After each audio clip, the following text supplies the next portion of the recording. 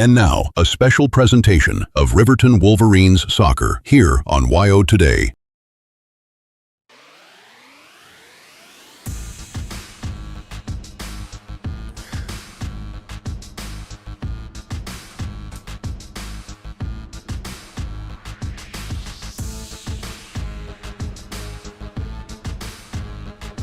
Good morning and welcome to the Hampton Suites pregame show here on YO Today. We had a little bit of technical issues this morning as we have soccer for breakfast, but we've got those all squared away, I do believe. Let's drop the Hampton Suites pregame frame real quick and make sure. Nope, that's the wrong scoreboard information. You've got my look, not the look you need to have. So we'll go ahead and fix that here in just 1 second. So it is the fourth place game between Riverton and Green River. Of course, these are teams that are used to playing with each other, win at each other's home field in decently dominating fashion, actually. A little less so when Green River defeated Riverton at home. But nonetheless, it was Riverton winning at Green River. We got here today because the number one and number two teams yesterday in the semifinals showed why they're the number one and number two teams. It was not close for Riverton, obviously falling 6-1, boys falling 13-0. And on the Kelly Walsh side, we'll get that for you a second. The boys lost 7-1. I think the girls, in fact, I know the girls were shut out. I just think it was like 3-0. So that's kind of where we're at. And let's see here. There's the screen we want you to see here on the pregame show. It's your third game in 3 days. It's hard to do. It's just like basketball regionals when you start getting into Saturday, and you might have to play a third or fourth. Of course, now they got to go out and play 80 more minutes, and both teams have to find their mentality. And what I mean by that is they've got to forget yesterday happened and try and get into the fourth place type seeding or third place type seeding. On the girls' side here yesterday, we'll give you a look here at the results. Jackson wins 6-1 over Riverton. And, yes, Kelly Walsh wins 3-0. So you've got this matchup. And realistically, as you all know, it comes down to Isa Vasco for Green River. If you shut her down, you are most likely going to win. If you do not, you are most likely going to lose. They are very focused on one player.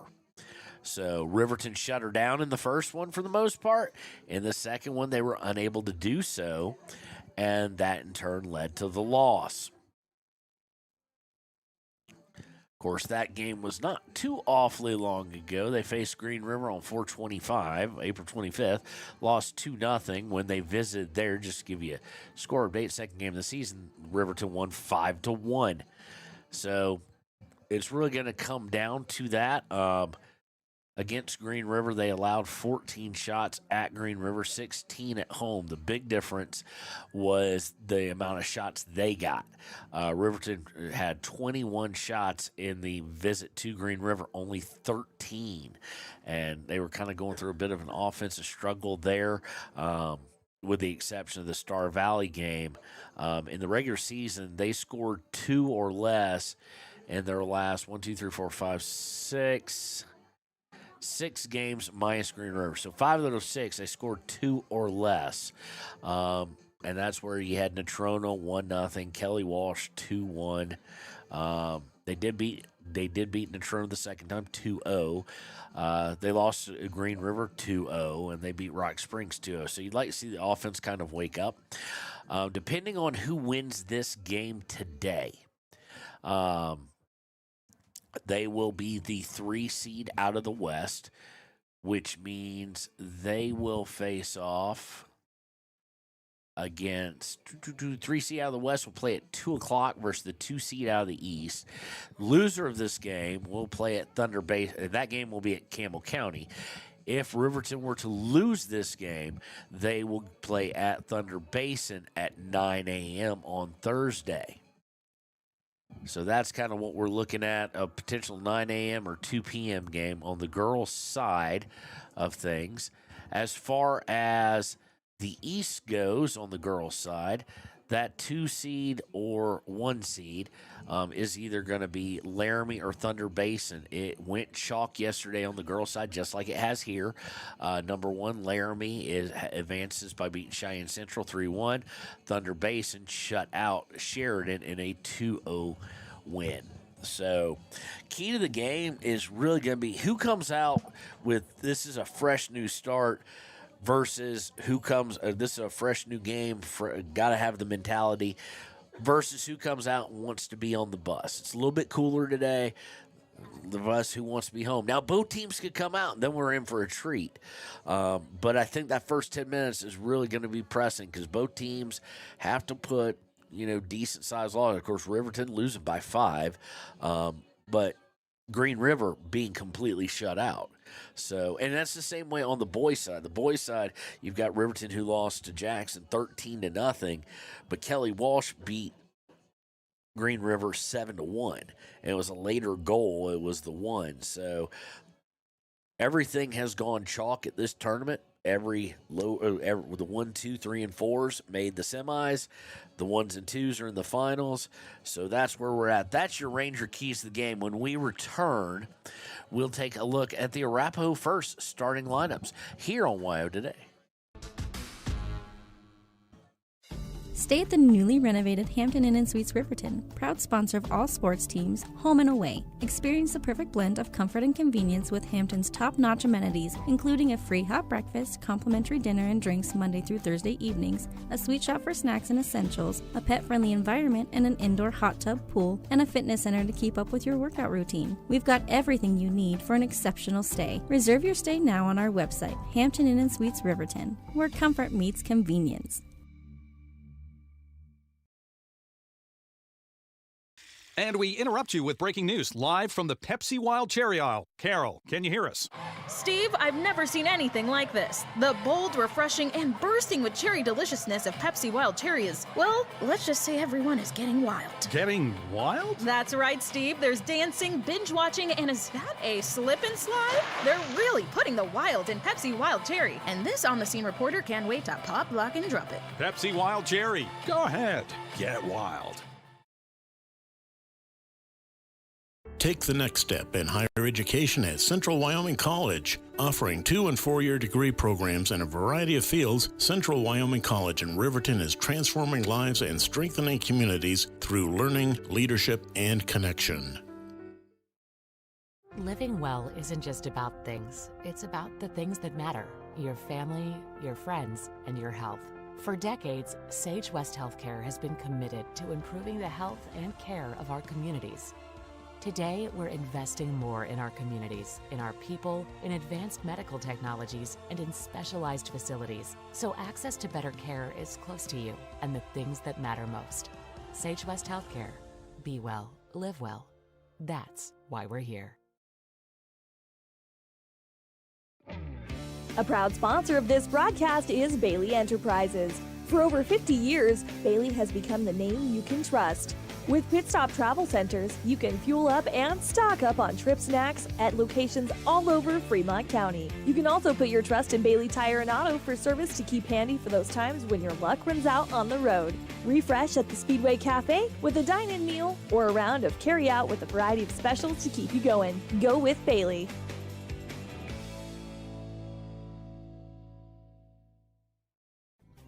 Riverton Blowdorn Lumber is proud to support youth sports. Experience the Blowdorn difference. Quality products, design, delivery, and expert service.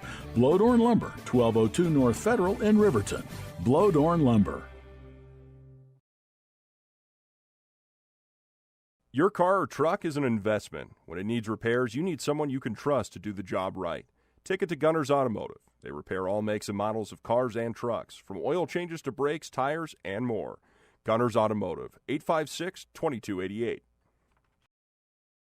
Community Health Centers of Central Wyoming has locations across Fremont County ready to serve you at Du Bois Medical Clinic, Riverton Community Health, and Lander Community Health Pediatrics. We accept all forms of insurance, including Medicaid and Medicare. Are you struggling to get medical care? Ask for their sliding fee scale. From family medicine to pediatrics, Community Health Centers are here to serve you. Call 307-463-7160 or visit chccw.org to schedule your appointment.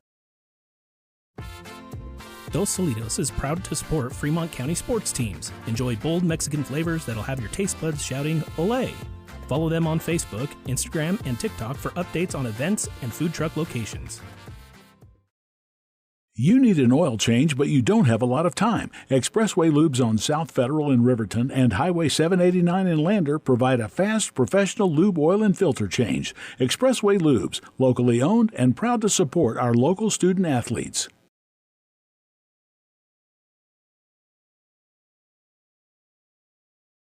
B&M Septic and Excavation offers prompt professional service. Call them today for a quote at 850-2200. They serve far and wide across Fremont County and deep. B&M Septic and Excavation is proud to support Fremont County sports.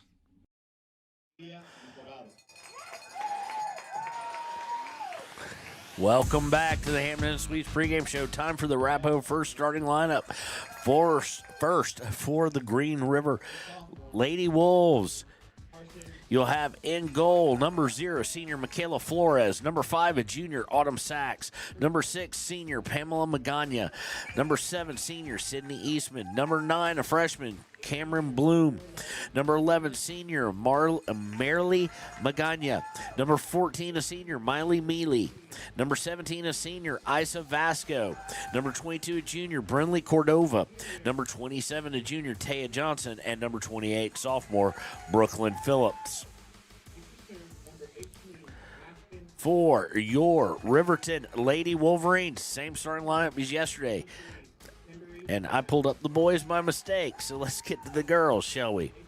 In goal be number 21, senior Braden Mossbrucker. Number 3, senior Celia Meharado. Number 5, a senior Maya Nosi. Number 7, a sophomore Carson Vosica. Number 10, a senior Decatur Yarber. Number 11, a senior Talon Leesburg. Number 14, junior Piper Anderson. Number 15, junior Kaylor McConaughey. Number 18, a senior Aspen Gordon. Number 23, a senior Timbry Mathill. Number 24, a sophomore Kimber Mathill. And when we return, it'll be time to kick things off here on WYO Today.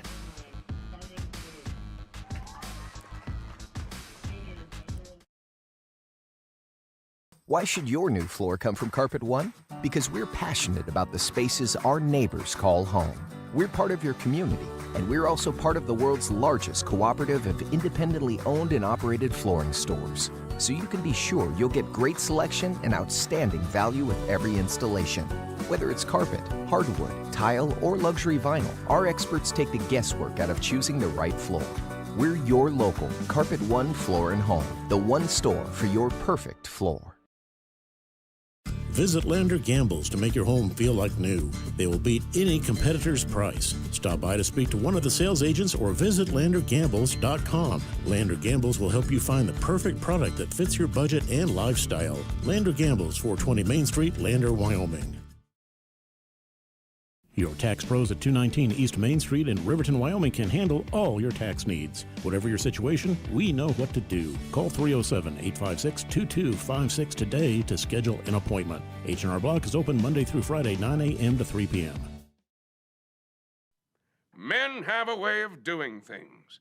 A man has his way of eating, of exercising, of keeping his hands warm, and of straightening up. So, when a man faces a serious life problem like divorce, depression, or suicidal thoughts, shouldn't a man have a way to deal with that too? Well, now he does. I'm Dr. Rich Mahogany. Visit me at mantherapy.org. And welcome back. Riverton in their reds with white piping and a white numbering. Green River in their white and like forest green, dark green. shorts, white tops.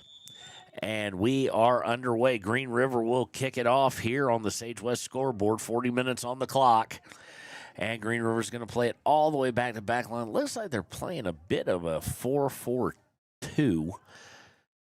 Is Green River. They try and get past midfield, but Decatur Yarber pinches up and grabs it. Celia Maharado striking first. Be nice. Temery Mathil on a run, and it's going to just get to the keeper before Temery Mathil can get to it. Nice aggressive start for Riverton. Of course, we've seen a lot of aggressive. They got to find a way to finish some of these. Long punt going to go all the way out towards Isa Vasco. Of course, that is always dangerous when she touches the ball.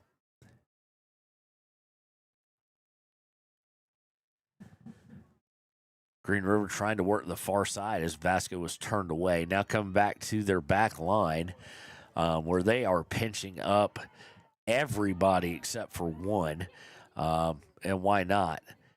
Very tired legs out there. And you think they're tired here. Wait for the boys game. Riverton, of course, and Green River both playing penalty kick games in the quarterfinals. So played 100 minutes and then came out yesterday and played the two elite teams. Leesburg pushing up on the near side, has it taken away and sent all the way back to the keeper.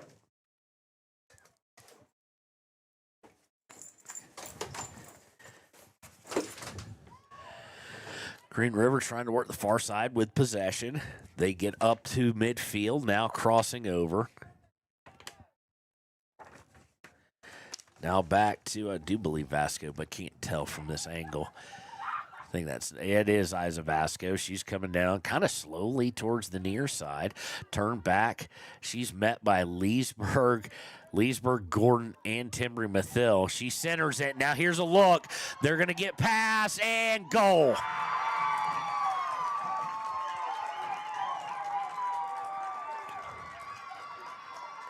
And while that was good defense against Vasco, the other side of the defense, back line, kind of fell asleep as Green River snuck in and all of a sudden playing from behind. And that has been a theme here for both the Lady Wolverines and the Wolverines, letting players get behind them.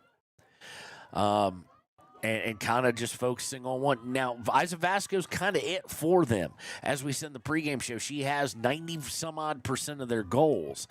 But it doesn't mean you can just sleep on them, because that was relatively easy. Split two very good defenders usually for Riverton, and just had it 8 yards out on poor Braden Mossbrucker.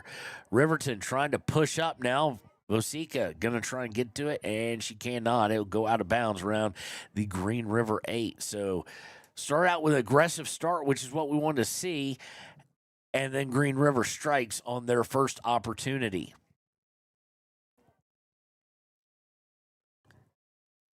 So now Vasco feeling free to run. She's running away from people on the far side. Decatur Yarber between her. Gordon giving chase. Yarber able to poke the ball away. Gets it up to Maharado. Maharado to Vosica at the 35. Vosica now at the 40. Trying to get through. Has it stripped away and sent forward. But Decatur Yarber's going to clean it up. Yarber trying to get out to Maharado. Instead goes to Temery Mathil. Mathil back to Anderson. Anderson unloads on it and goes all the way down the field towards 20, now the 10. And will go all the way to I forget who's starting in goal for them. Is it Flores or let's double check here. It is Flores starting in goal. It'll go right to her. She'll punt it out. No wind today. Of course, usually windier later in the day, but we've faced wind at all times here this weekend. Nothing today. Temery Mathil trying to get to Leesburg. Does, and she's unable to get a shot as she was just outside the box. She has it poked away by Sydney Eastman. Eastman is going to send it out of bounds. It'll be a throw for Riverton.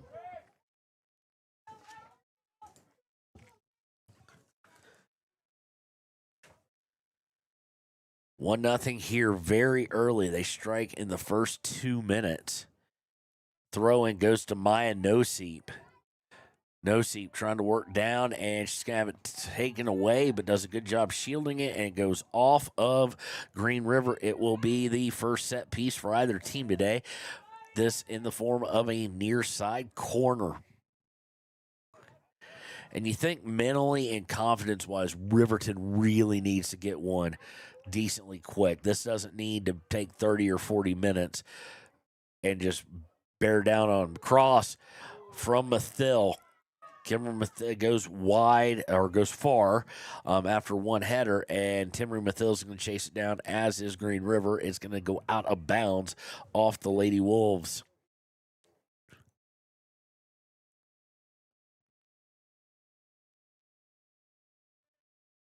Thrown by Timbery, right at about the goal line, if you will, is into Mejorado, and it goes off of her knee and out over the inline. It will be a goal kick with 34:50 to play in the first half. Short goal kick, and then they go back. Not really a fan of this, as Riverton's going to pressure it. Mathill trying to get to it, and it's going to be cleared out, but Green River here with that short goal kick has caused all sorts of problems getting out past the 30. Even Vasco has to turn it back, as Riverton really pinching up now with the midfield and even some defense in Aspen Gordon. So they go back this time. Now they'll get it past the 30, coming to the center for Autumn Sachs.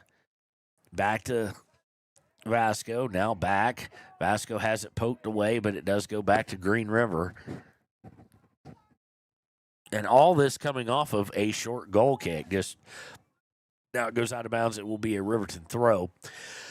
But Riverton decided to pinch up when they saw the short, and they've had to go back and come forward. And quite frankly, Green River's not Jackson. They're not going to find a big hole. They're going to look for ISO to maybe come sprinting through.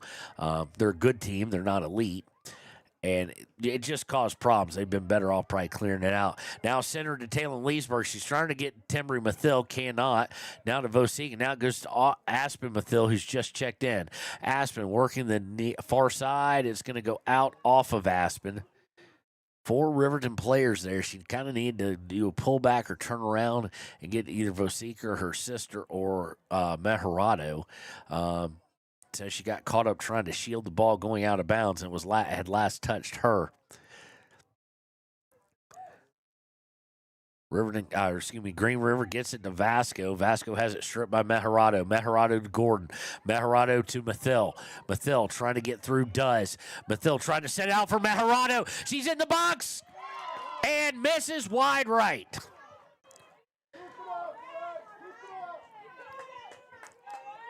Good opportunity there, and good job by the Green River defender, able to keep her from really being able to get the hips turned and angle it towards where you want to. It looks like Aspen Gordon's operating on the Hoosier defense a little bit today on Vasco, which is, if you remember the movie Hoosiers, goes, hey, this guy's our best player. I want to know what kind of chewing gum he's chewing. Aspen is not really leaving Vasco at all, whether the ball's with her or not, whether she'll pinch up a little bit to help out, send the ball back, but she is not leaving Vasco at all. And while Vasco has speed on Gordon, Gordon physically is going to be able to really make Isa Vasco work. And that's kind of like UFC or whatnot when they say a wrestler's just when someone's just always kind of riding, always kind of pressuring you, it will tire you out. So Riverton steals it away again, and this time it'll be cleared out. Goes all the way back to Kata Yarber. Yarber sends it back, gets sent right back to her, and they get to Vasco. 3 players paying attention. They do need to pay attention in the middle. Now 4. Yarber trying to get back, and here's a shot. Mossbrucker blocks it and falls on it. But nice strike, and it is a shot on goal just from a little bit of distance. She found a hole, and she took it. Mossbrucker able to stop it. Punt bounces a couple times, and now sent back by the center back of Jackson. Mejorado in chase. Trying to get through to Vasco. Good job by Anderson to keep the pass from going through. And it'll go to Timbery Mathill. Mathill to Mejorado. Mejorado wanted to lay it out there for Vosika and had a run potentially. Gets it up to Mathill. Mathill lays it out for Vosika. Vosika onside. She's all alone. Here's the shot. Deflected by Mathil and off target, and Vosica just took that too far into the box, really. Got great distance on it, but kind of killed off her own angle. But if that keeps happening, it's a matter of time before Riverton can tie it up. Vosica definitely much faster, and so is Mathil, than the Green River back line. So 2 opportunities now, unable to finish, and short goal kick mishandled, and it's going to go out of bounds at the 5. Just kind of mishandled by the left back. Now sent back into the box by Riverton, too far. It's going to go over the inline for a goal kick. 29:56 left here in the first half. Green River struck first, assist by Isa Vasco. Did not catch who actually shot it.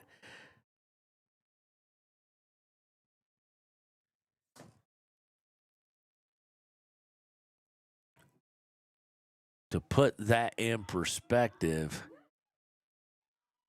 as Green River now working the left side, Brooklyn Phillips probably had it, as she's the only other one to score multiple goals.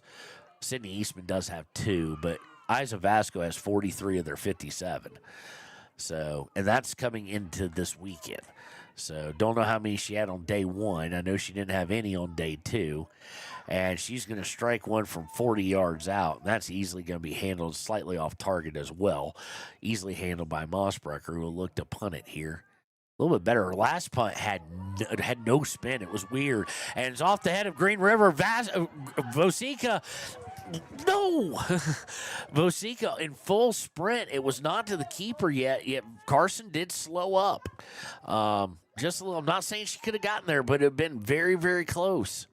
Guess didn't want to chance contact with the keeper. I think it'd been fair game, but Riverton now being able to get behind, they just need to finish. This one's going to go out of bounds. Good job by McConaughey to send it off the striker, and it'll be a Riverton throw-in at the 50. And evidently for 9 a.m.s on Saturday, we don't get the ball boys. Vosica has to go sprinting all the way to the back fence line to get it. And my guess is there is like 19 soccer games surrounding us on every field imaginable. Weird part to me, though, is they started at there were games like at 7:30. I showed up, I guess, or 7 o'clock, because when I showed up, there was a game at half where I was trying to park. And I pulled up at 7:50. Mejarado with it in the center. Back to Gordon at the 45. Trying to go forward. It's deflected. They'll get it to Vasco. And this, after that possession, where Aspen Gordon finds herself in a sprint trying to catch up. McConaughey as well. Decatur Yarber, good teamwork. And Decatur Yarber will send it out of bounds about 15 yards behind Vasco. So good job there. Get our first substitution, I do believe, for Green River here. I can't see the number.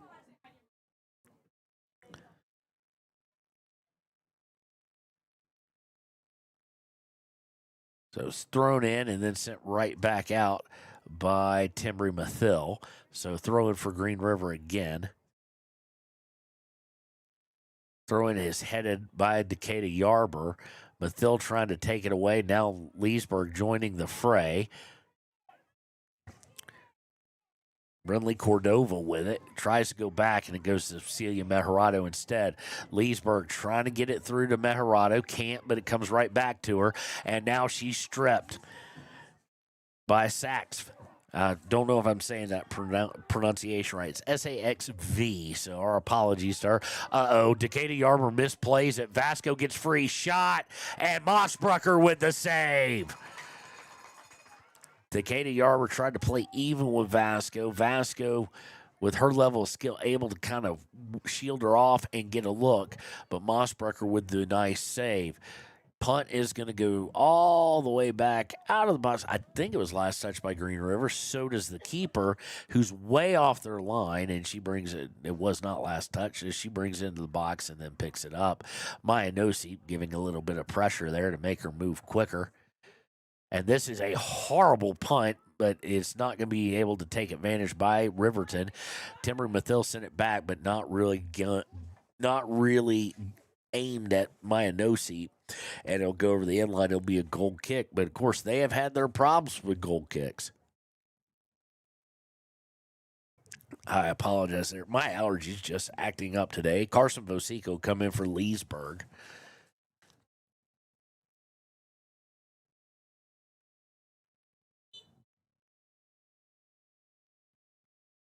Goal kick. She looks confused on where she wants to go because Riverton has no seep and Timber Mathil well up and is going to go to Vosica.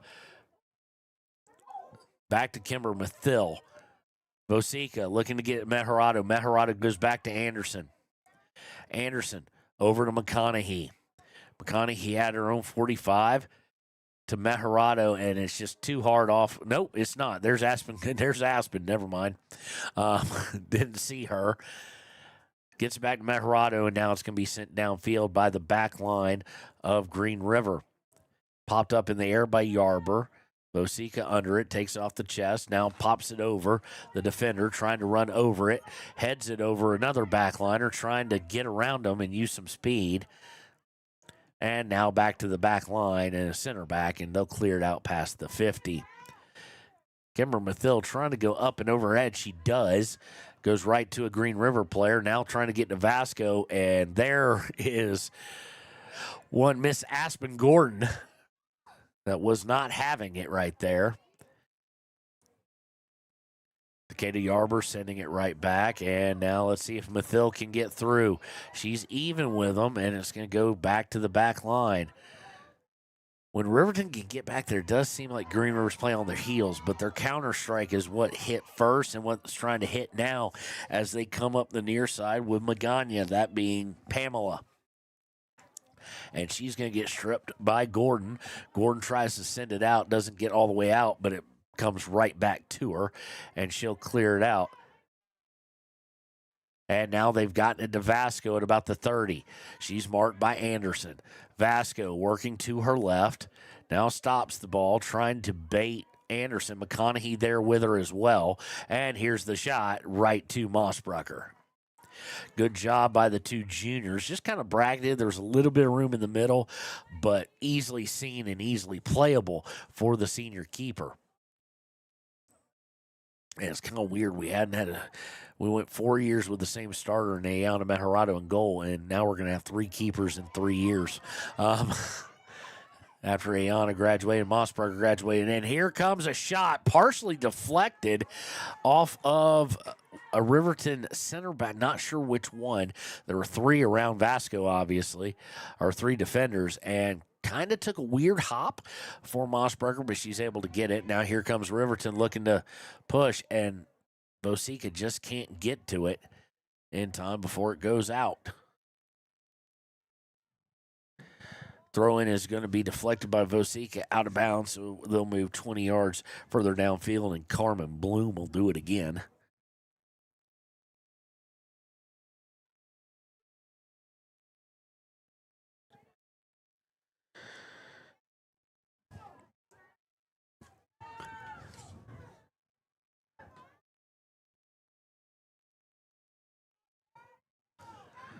Riverton trying to push forward and taken away by Vasco. Now she's got room. Takeda Yarber matching her, though, stride for stride. Goes over the end line. It will be a corner kick. They're going to say Yarber touched it last. So everybody on this corner, with the exception of Maya Noseep, will come back. Maya will stay about Riverton side of midfield. Let's see who's going to take this. They'll want Vasco to finish. Potentially. So it looks like it might be Cordova. I can't really tell through the ponytail. No, it's Brooklyn Phillips. There, it kind of swayed out of the way. Brooklyn Phillips crosses in, and Takeda Yarber just guides it right out. It's going to roll all the way to about and then it's going to be sent further downfield to the 50. And now Riverton takes away. No seep. Cannot keep possession. Back to McConaughey. McConaughey trying to get to no seep and stolen away. Meharado gets on it, but sends it out of bounds at the 50.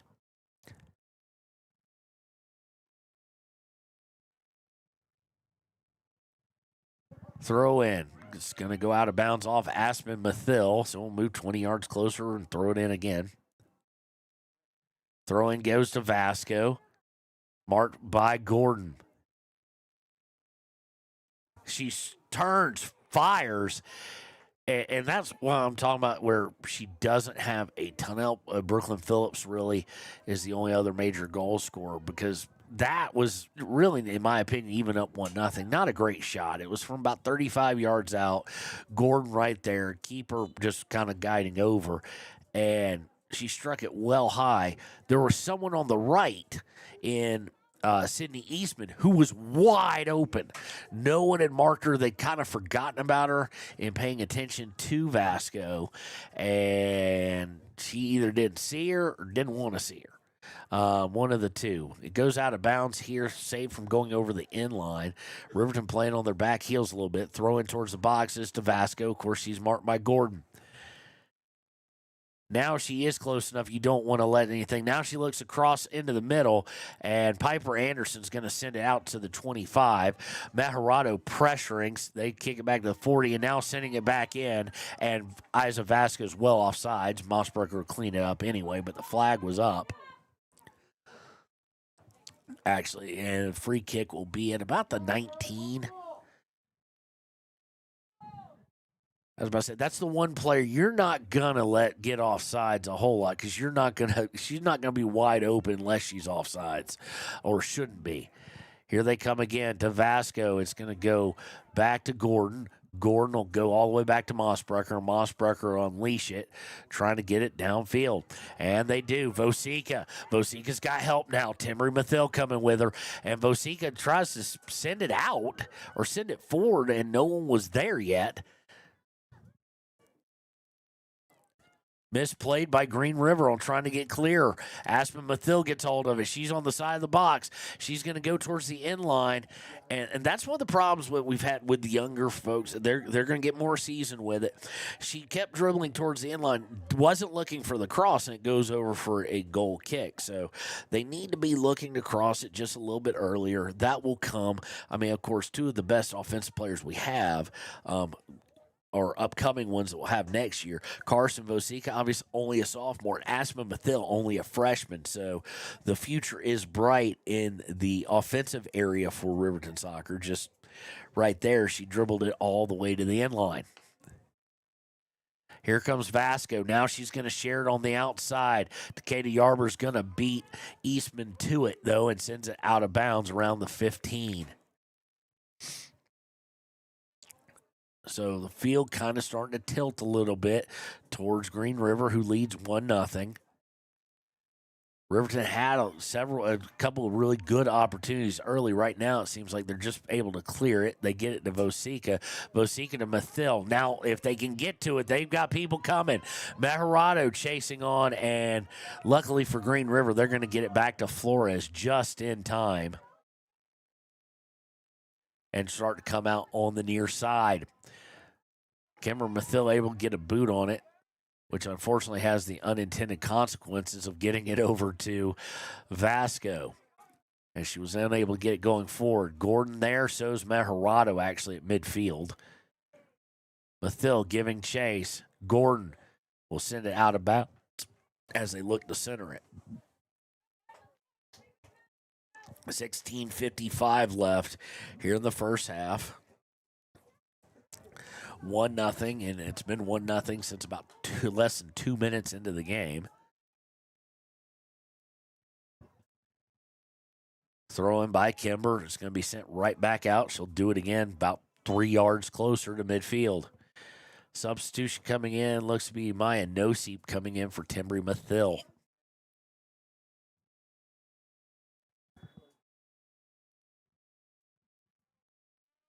Riverton has seemingly settled down defensively, but they're giving up a lot of possession, a lot of ground now. They have got to get aggressive. I really did not want to see this go into half 1-0. Throw-in's going to go off Talon Leesburg and out of bounds, just from a confidence standpoint and a mentality standpoint. Ball goes back out of bounds. Kimber Mathil throw it in. Green River takes away. Now Gordon will come back and take it from Vasco, and Kimber will try and get it past up to Vosica. Vosica trying to turn, gets it to Noseep. Noseep looking to go across to Aspen. Mathil doesn't get there, but McConaughey will come up, send it forward. Noseep now sending it forward. Vosica turns off her shoulder and then back to the defensive right back, who will now clear it out. Kimber Mathil gets a foot on it, but it goes right to Eastman. Eastman coming up, looking to cross over. Does so to the far side, but there's McConaughey, or McConaughey there. Actually, will clear it back out. It'll go right back to the back line of Green River, but now it's stolen by Maharado. Maharado looking for Vosica. Vosica's going to be beat to it, and they'll send it out of bounds. It'll be a throw-in. Looks like Aspen Mathil will take it from about the 5. Mathil into Maharado. Over her goes to Noseep. Noseep playing it back, shielding it. To her right for Mathil. Crossover looking for Leesburg. Can't get it there. Goes out to Kimber Mathil at the 30. Kimber turns, fires. Not accurate enough for a pass, not hard enough or on target for a shot. And it's going to bounce all the way easily to Flores. Kimber Mathil's got that range. It's just she didn't have the run up to it. She didn't have really the momentum going in that direction. I think she was just trying to pop it back in and got a little too much of it. Anderson Morris with it now. Looking up for Vasco. Gets it to her. She's at the 25. Marked by Gordon again. Pullback beats Gordon. Tries to send it into the center, and Mossberger's going to come out and grab it. She was looking to get it to Autumn Sachs and could not. Riverton trying to push through after the long punt, and it's going to go back to Brinley Eagler, I think, or that's 25 or 28. Brooklyn Phillips, and it's going to go out of bounds. It'll be a throw-in for Riverton with 13:30 left in the first half. Kimber Mathil will take it.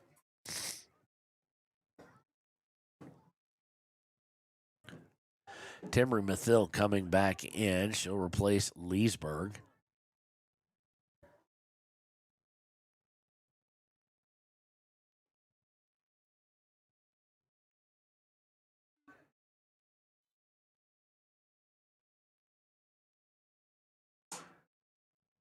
Kimber's throw goes to Maharado, trying to get it over to Timbry. Instead, got it to herself.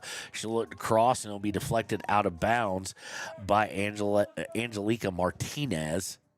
No, excuse me, that's number 22. That's Brinley Cordova, not 23. Ponytails. Throw in is by Vosica to Timbry Mathil. Mathil turns, fires, and wide right. So it'll be a goal kick here for Flores and the Green River Lady Wolves.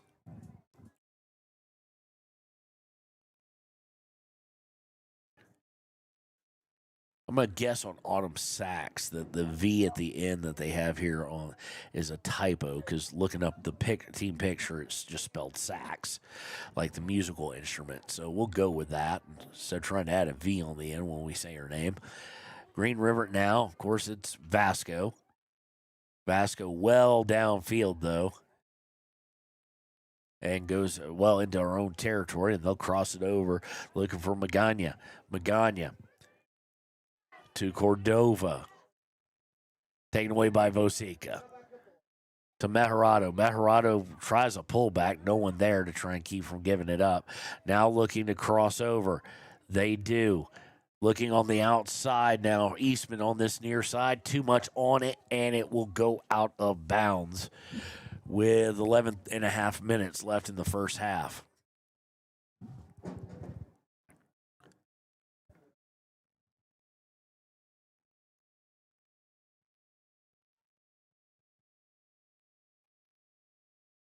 Throw into Nosey, to Meharado, then to Gordon.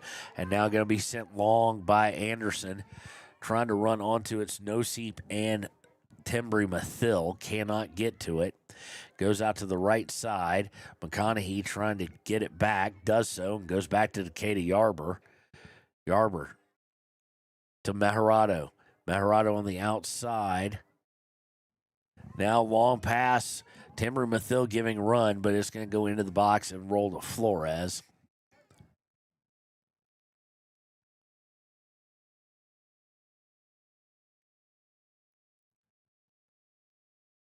Punt bounces over Gordon's head, and McConaughey cleans it up.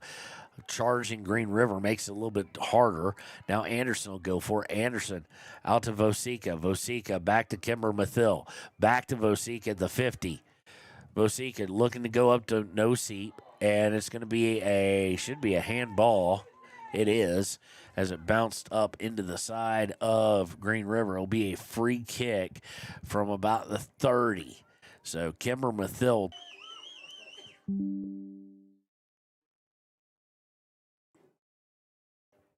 So is bounced up off the hands of Flores, but she was able to corral it and keep anything from really happening. We do apologize. I think we just lost you guys for a second. Internet here has been weird today. Our Verizons have reset, so they shouldn't be throttling today. They're not working well.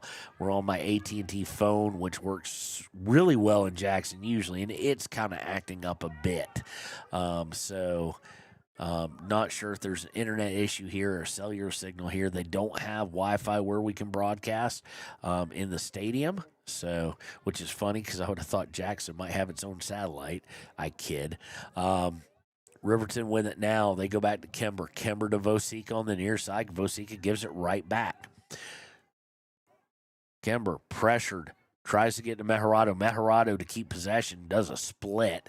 It winds up right back with her and back to Kimber. Trying to get to Noseep. Does at about the 29. Noseep is going to be shoved at the 30. So it'll be a free kick from the 30, this time a little bit closer to the near side. Looks like Meharado will take it again.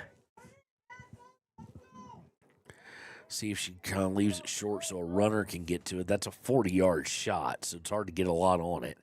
And here it is, and it's curving left. She went for goal. I mean, it's not easy to hit it from that distance. So over the end line will be a goal kick. We're going to see Talon Leesburg come back in and Aspen Mathil come back in with 7:44 to play in the half. Green River up 1-0 on the Sage West scoreboard, has been since about minute 2.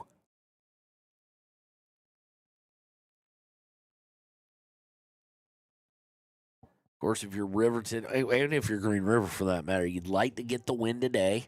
Because based on how schools travel, 9 a.m. in Gillette against the number 1 team out of the East, number 1 bad enough. Riverton's going to be probably leaving at 4 o'clock in the morning. It'll be a long morning on a bus. So you'd like to get the 2 o'clock so you can leave like at 8. But also, you'd like to avoid the number 1 team potentially in the first round. Of course, unlike regionals, there is no single elimination. There's single elimination from winning the title, but everybody will play at least 2 games. So Riverton will play Thursday and Friday, as everybody will, no matter what the result is.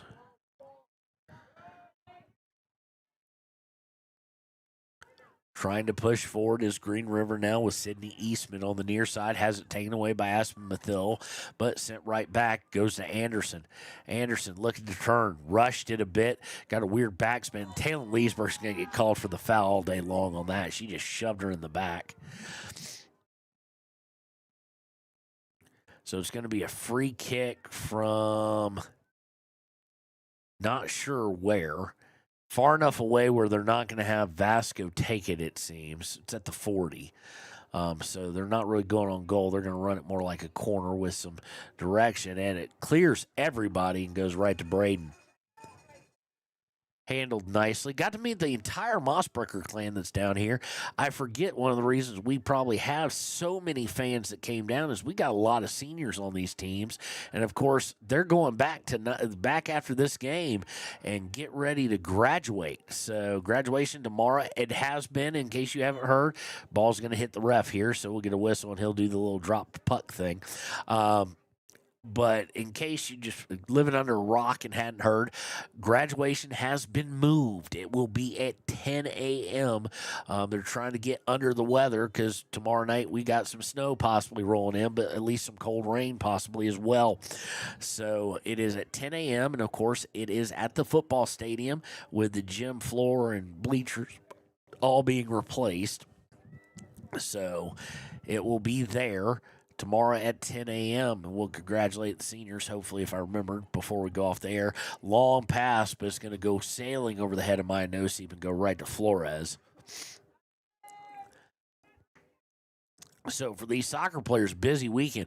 Also weird for me because every state I've ever lived in, all the sports seasons were done by the time we graduated. So these seniors are going to go play a game next weekend, or 2 games next weekend, after their high school career, quote unquote, is over, after they've had the big, one shining moment, the finishing moment. Riverton trying to work the outside, crosses over to Meharado, just a little too much on it, and it's taken by Eastman. Timber Mathil gets in there to take it away once. Now she'll try and do it again. She does. Over to Aspen Mathil. Mathil to Nosip. Nosip unable to control it. It'll be cleared out by Green River. Wanted a long pass, did Green River there. Now they'll finally take one. Gets it to Vasco on the far side around the 25. She's coming in. She's losing Gordon. She's picked up by McConaughey and Anderson. Now coming back to her left. And now she just keeps going back and forth. She had someone on the left, and she waited too long to pass it. Gets up. Timber Mathil steps in front of it, turns, and is going to be fouled. Was trying to turn and get Leesburg, did so, but got shoved in the back in the process, so it'll be a free kick. Vasco on that one was kind of Harlem Globetrotter-esque. I hate to say, hung on the ball too long, was too interested in trying to shake the man. I understand she's the leading goal scorer, but she had someone on the back door on the left side that was unmarked for a time and just missed it. Nosip trying to pop it, or Meharado trying to pop it over for Nosip. Can't get it there. Meharado loses it, but does come back and get it. Meharado to Yarber. Yarber trying to come center, goes to Aspen Mathil. Mathil sends it towards the box. Leesburg running onto it, as is Green River. And good job by Talon Leesburg. Works around the shield and sends it off of the Green River defender. Will be a corner kick here. And you have to wonder where, as we go under 2.5 minutes in the first half here, is at some point in time in the second half, if this score is holding, I think Coach Wahid's going to have to send Yarber up. He's been reluctant to do so here, and it's a risk because they will most likely, I don't know 1-0, but here's the corner kick, struck into the middle and reaches Green River first, and Green River going to look to counter here. Green River coming down the far side, goes up, hands it right back to, can't tell who it is, hands it right back to a midfielder. Crosses over for Eastman, and then Kimber Mathil is going to get called for a foul back around 39. But usually or if they're up by more than one, we've seen past couple years, Isa Vasco go back to defense. So you'd have to send Yarber up at that point because Isa's just as good defensively. She's going to take this. It's about 46 yards out. It's taking place between 36 and 37.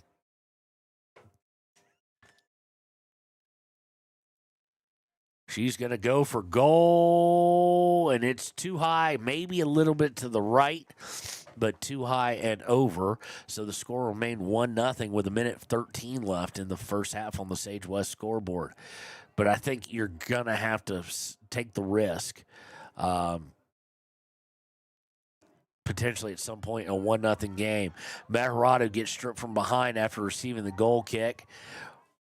Working down the near side is Autumn Sachs, and Sachs is going to force the corner off of Kimber Mathill. So let's see who will take this one. It looks like they're going to bring up, my guess is Brooklyn Phillips, but I can't see the number yet.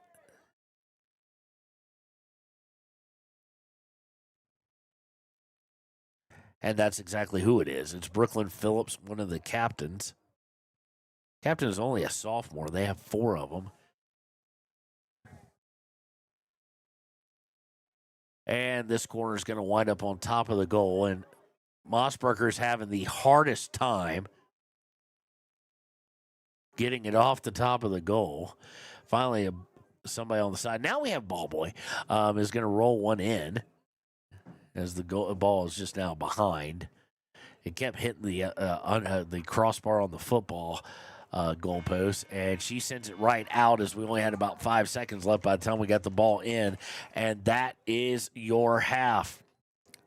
So as we go into the halftime show, we want to thank the United States Marine Corps. It's Green River. Green River scored with 2 minutes left. We've been kind of stuck there. Riverton has had some good opportunities. They had good opportunities yesterday. They had good opportunities in the 1-0 win, as Coach Wahid said. Good opportunities on Thursday as well. They're just not finishing them. They're just not finding the back of the net. And this is, as much as people say, well, you're already going to state, you're already going to face 1 or 2. Yes, 2 very good opponents. But you'd like to be able to put your best foot forward. You'd like to probably, if you're the teams and the coaches for that matter, but definitely the teams, not be on a bus at 4 o'clock in the morning headed to Gillette. You'd rather not play at 9 a.m. If you're 9 a.m. at home, no big deal. But that's a long bus ride to then get off and pretty much immediately play, start to warm up and stuff like that. You'd like a little bit of all that, and you'd probably also like to avoid the 1 seed as well, if we'll throw that in there. But that's what's on the line right now, and Riverton trails 1-0 and is trailed for the most part 1-0. We'll see what adjustments are made and what happens here when we return for the second half here on WYO Today.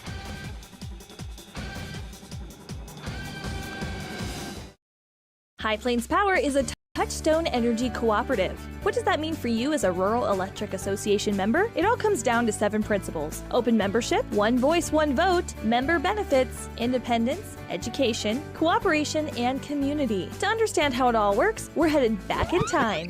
In 1879, electricity was in major cities, but rural areas were out of luck. In 1935, President FDR made it possible for companies to build power lines to unserved areas. By the time we hit 1941, some 400 electric co-ops had been organized to serve rural America, just like High Plains Power. For more information, visit highplainspower.org. For more than 40 years, Porter's Mountain View Supply has been serving central Wyoming with top brand name spas, stoves, fireplaces, and outdoor grills. With 2 locations in Riverton and Casper Plus financing available for your purchase, Porter's offers expert advice, quality products, and service along with maintenance. Porter's, your local spa, stove, and fireplace provider in Riverton at the corner of Sunset and North Federal.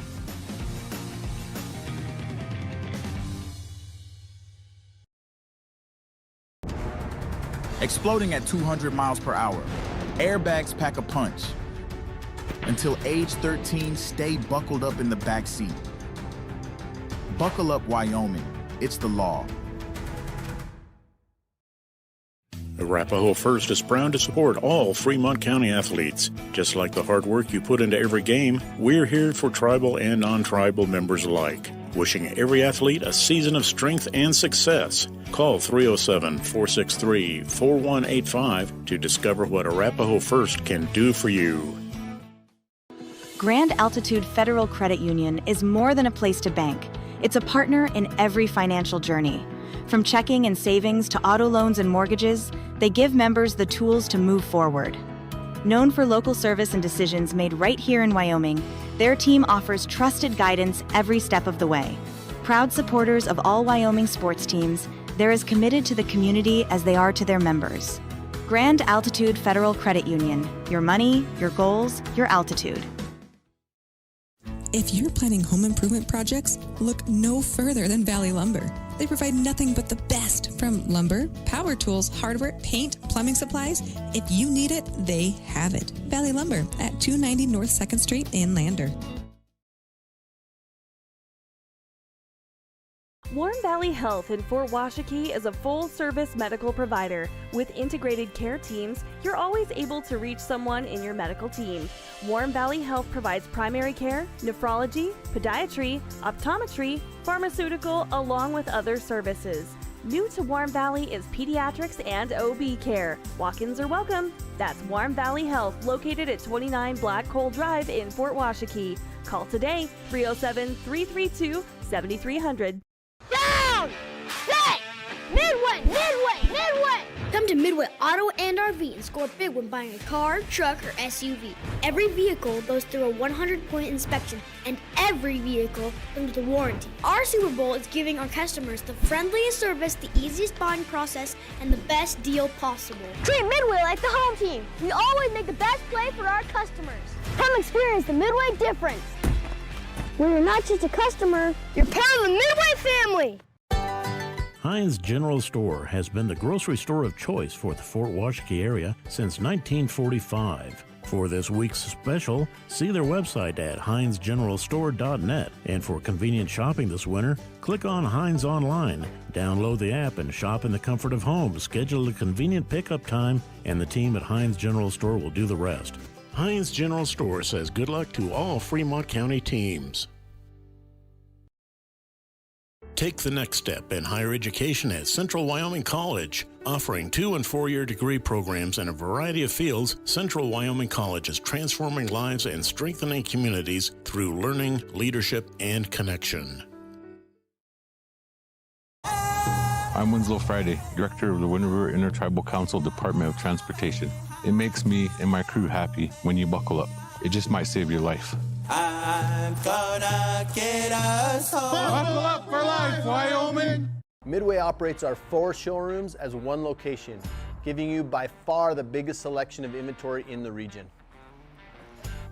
Midway has the best buying experience before and after the sale. Our team members have more experience and knowledge to better serve you. Midway's success is based on hard work. Our team members give 110% to make sure you have a fast, enjoyable experience. We have what you need. At Midway, you're not just a customer, you're part of the Midway family. Head to Nana's Bowling and Bakery in DuBois for Family Fun Night. Now booking parties for all ages and occasions. To reserve your company, family, or birthday party, call 455-3660. Nana's Bowling and Bakery is proud to support Fremont County student athletes. Discover Thermopolis is proud to stand with our Bobcats. From local attractions to hometown pride, there's always something to cheer about here. Discover Thermopolis, celebrating our community and rooting for the Bobcats all season long. Golden Buffalo Jewelry in Riverton knows that sports bring our community together. From Friday night lights to weekend tournaments, they're proud to cheer on our local athletes and support the teams that give us so much to root for. At 407 East Main, you'll find something special for everyone. Timeless pieces, unique gifts, and a selection worth exploring. Stop in, discover the perfect treasure, and know you're supporting a business that supports local sports. Where community and sparkle shine side by side. Call 307-857-2789 today. Hot Springs Pharmacy is proud to cheer on our hometown Bobcats. Whether it's game night or school night, we've got the prescriptions, health essentials, and friendly service you can count on. Hot Springs Pharmacy, your local team, your local pharmacy. Let's have a big cheer for our hometown team. Hi, my name is Deputy Krista Grove with the Laramie County Sheriff's Office. I wanted to remind everyone that no matter how big your kiddo might seem, they should probably still be sitting in a booster seat. My son, Sylvester Grove, 9 years old, still sits in a booster seat in my vehicle. I've responded to far too many crashes where there have been kids not buckled up and have seen the worst. Buckle up for life, Wyoming.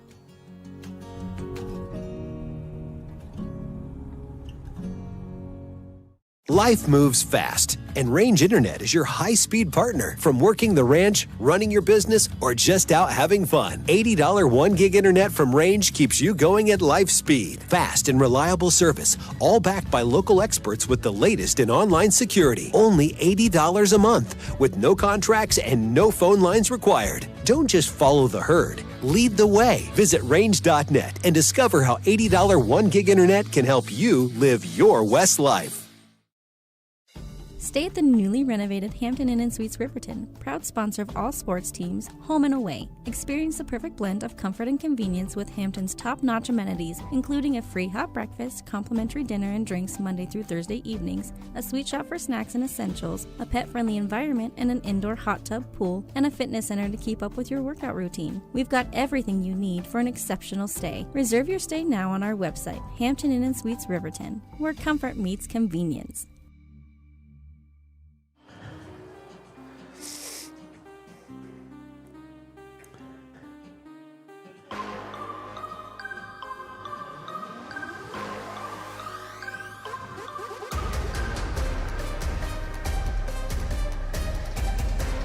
And welcome back. Second half about to get underway. Riverton now will be going left to right on your screen or radio dial. Green River leading 1-0. No one's really. A couple good opportunities for Jackson. Green River one really that sticks out since they scored their goal, and several for Riverton, unable to finish. Riverton will start with a kickoff, sending it forward. Timber Mathil has it now. She'll have to play it back to Kimber. Kimber trying to get right back to her. Does so, and she's got Maya Nosey, but she can get it to her. Does not get through, and gets ping-pong balled around. Winds up with Leesburg. Leesburg trying to get to Meharado. Meharado pops it up over to Vosika on the near side. Vosika trying to turn. She's going to wind up being double-teamed. She'll go back to McConaughey. McConaughey to Tembry Mathil. Mathil turns, tries to fire, didn't get a whole lot on it, and it was partially deflected anyway, and it'll go out to Vasco. Vasco marked by Gordon. The only problem with that physicality, we got her. Vasco does have a bit more speed. She gets around, comes to the left. They're looking to push and get a quick second potentially. It's going to be sent back out, but right to Green River, and the shot wide left and maybe a bit high by Brindley Cordova. It's probably the best opportunity they've had since they scored the first goal.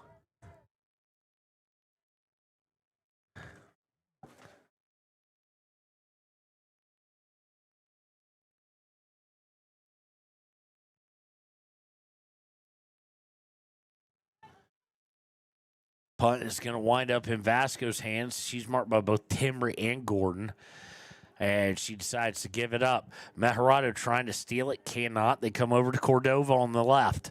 Cordova now angling towards center. Dribble. Now going to the right, and it's going to be cleared out by Kimber Mathil. Noseep trying to head it forward. Meharado able to send it right back, and Green River's just going to clear it out of bounds. Good job there by Meharado. Had a chance maybe to get to it, and then she'd had one-on-one with the keeper, but the defender wisely didn't panic and sent it out of bounds very quickly. Thrown by Kimber.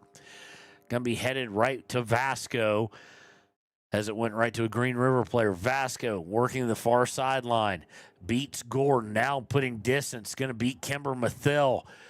Looking to cross, and nobody there. Gets it to Cordova, though, as she came in, as kind of Riverton just kind of looked at it, bounced, thought, no, nobody for Green River's there. And Cordova came sprinting in from the left. And luckily, Mossberger was up to the challenge. Punt's going to be played one time by Meharado. Goes back to Gordon. Gordon to Leesburg. Back to Meharado. Meharado trying to put it out for Noseep. And it's going to be sent out of bounds by Green River. Approaching 3 minutes into this second half. Riverton down 1-0 on the Sage West scoreboard. Needs to find an equalizer. Throw in to Noseep. Goes to Timber Mathil. She has it taken off her boot and sent forward, but it's going to roll all the way to Anderson, who will send it right back. Couple headers here, and now Timbry Mathill is going to get her boot on it. We'll play it all the way out to McConaughey. McConaughey coming near side, trying to get to Vosika. It's going to be deflected out of bounds by Annison Morris. I think that's a 4. If it's a 9, it's Carmen Bloom. Either way, it's a freshman.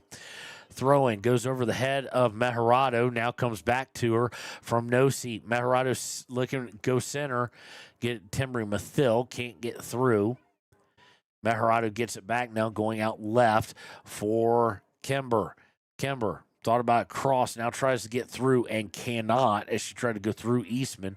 Does get it back. Plays it to Anderson. And now we're going to have a little bit of a pong action here, back and forth on possession. And it is Vasco with it. Vasco marked this far away by Mathill and Leesburg. Now she'll look to clear it. And they'll send it right back to the center back before coming forward. Vasco with it. Vasco at the 40. Gordon staying with her so far, 35-30. Staying in front of her. She turns, fires, and Mossberger just slides over and grabs it. Gordon forcing Vasco to take, I think, further shots because she doesn't think she'll get inside because then Yarber's waiting on the back end. So that has worked so far. They've done what they want to, but now Vasco gets it on a break, turns, fires. Mossberger just catches it nicely. They caught Riverton, not really sleeping, but just everybody was fading up, and then it suddenly got sent back. Vasco, good opportunity. But so far, Riverton has done what they wanted to do, what led them to a 5-1 victory earlier in the season, and that shut Isa Vasco down so far, knock on wood. What they haven't been able to do, what they did at Green River, is score.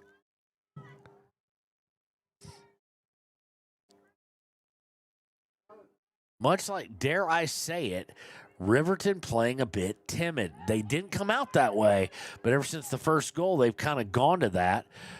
Riverton does a good job of team defense there to clear it out. Green River trying to push forward, and Leesburg will send it out of bounds on the far side. It'll be a throw-in for Green River.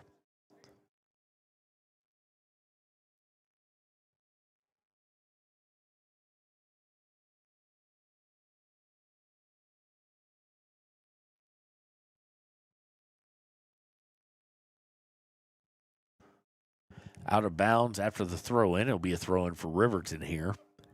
A reminder, Clicker Ticket postgame show right after, and then we'll roll right into the boys' game as they will face the exact same team, Green River. Deflected away as Piper Anderson was trying to clear it, and now Vasco has it in the box, and that's never a good feeling. And it's going to be Gordon who tries to clear it. It's going to go off of Vasco and right to Mossbrucker.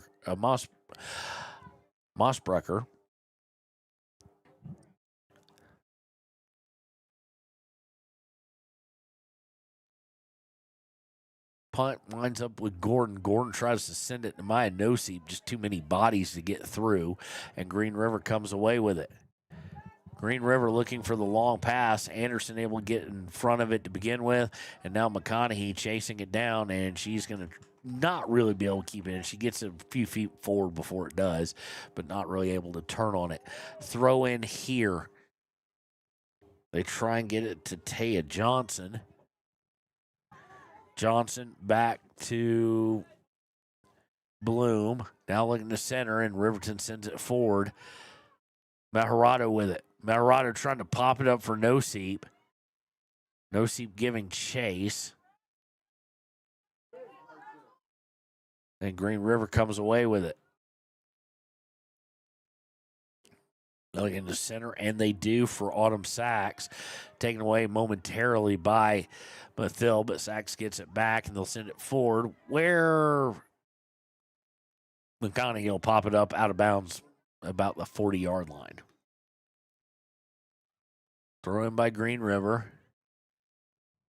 Trying to work the near side. Decatur Yarber tried to step in front of a pass. Unfortunately, bounced up over, but Green River unable to really control it. Now trying to send forward. They get to Noseep.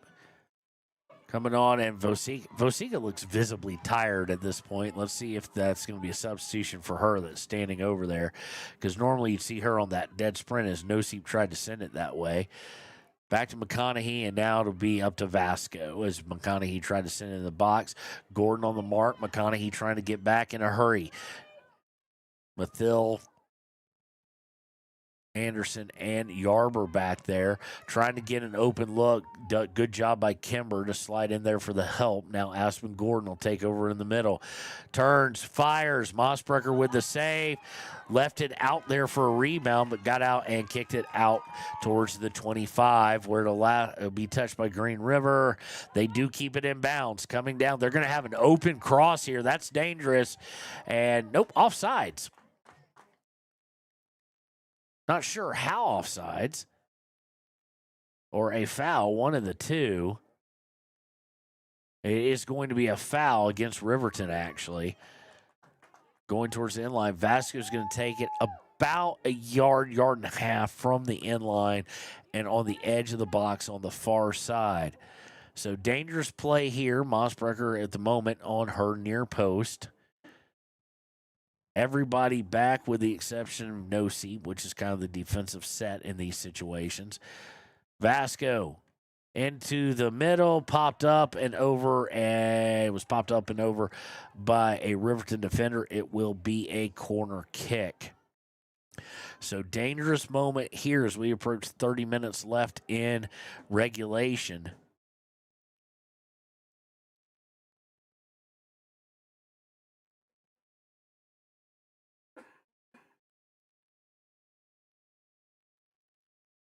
Senator Timbry Mathil gets it out for a moment. Now giving a run on.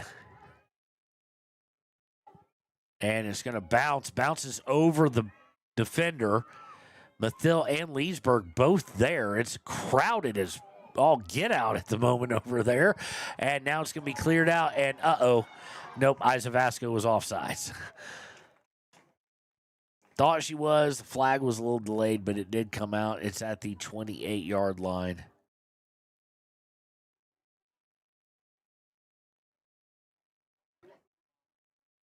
I don't know why she's going to take it at the 26, because the guy was with the flag at the 28. But Mossbrecher will take it there.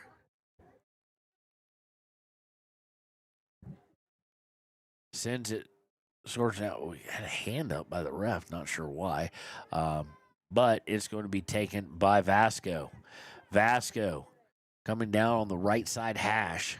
That'd be the far hash if you're trying to picture it. Vasco centers it, shot, curving left and high. Substitutions now. And that's exactly what we thought. Aspen Mathil will come in for Vosica. And we will see as well Aslan Midram for the first time today. Goal kick goes out to Meharado. She comes back for Kimber Mathil, trying to get to Leesburg. Leesburg physically moved off of it. Winds up with Takeda Yarber. Yarber to Timbry Mathil. Mathil comes back to McConaughey. McConaughey to Aspen Mathil. To Midram. Or to Meharado, excuse me. Saw 8 instead of 3. Gordon, I think, got shoved by Meharado. That was weird to get her out of her way. Goes back to McConaughey. Fans want to call, but I think Meharado kind of shoved her out, just kind of bumped her out of the way. That's why she went down. Stolen away, got Aspen Mathil trying to get it into Midram.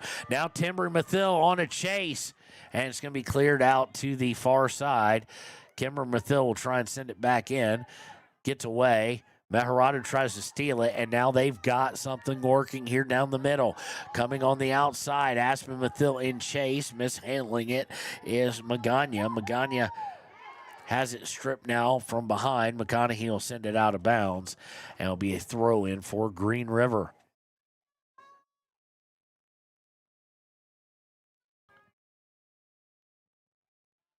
Throwing is to Vasco. She's teeing it up. Fires right to Braden Mossbrecher.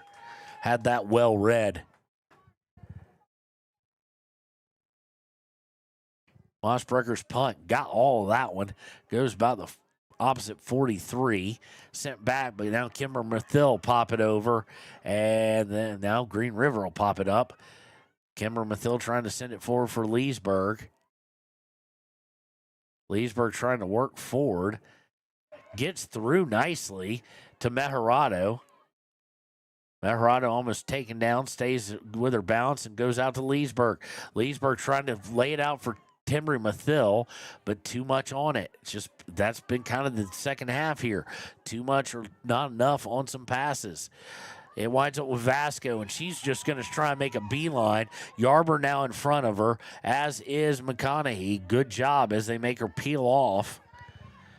She'll look to cross it now. Gets it to Brindley Cordova, and we're going to have a whistle. I did not see the foul. I just saw two people fight for the ball. Didn't look like much, but it's going to give a free kick at the 19 for Green River. Dangerous situation here. You know who's taking it, and you can probably be fairly certain what they're going to do with it. And we've got a yellow card against, of all people, Piper Anderson. Piper didn't agree with the call. Something was said. Piper will now run off. Let's see who's going to come in for her. I think that's a Sandlian, I think. Trying to eye the number here real quick. It is Brielle Sandlian. And Vasco will take it here at the 25-minute mark. Or 25 and a half, because I forgot to stop the clock. And it's on goal. Goal. Perfectly placed. And now Riverton is in a bind. 2-0 in favor of Green River. And dare I say now, not trying to tell coaches what I think you got to send Decatur Yarber up. Piper Anderson comes right back in. The yellow card for her of somewhat insignificance as the free kick was coming regardless.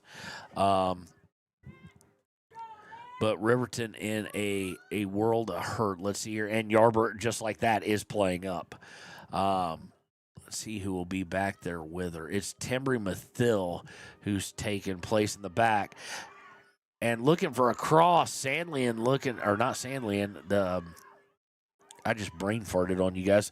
Looking for Vosica. Wasn't there. Timber Mathill will pinch up now. It was Aslan Midram who, with the nice start to it, gets out now to Mejorado. Mejorado, they're looking to get it all the way through to Aspen. And now here comes Green River trying to push forward, taken away by McConaughey. McConaughey looking to center. It goes to Mejorado for a second. Now Midram with it. Midram's going to get rubbed off of it, and here comes Green River with kind of numbers. And it's going to be cleared out by Aspen Gordon. I like the move with Yarber front. I'd like to see Timber Mathill go up front as well. Has a good shot. I mean, at this point, you may need to concede losing 4 or 5-0 to try and make it 2-2. You have 24 minutes and 5 seconds to do it.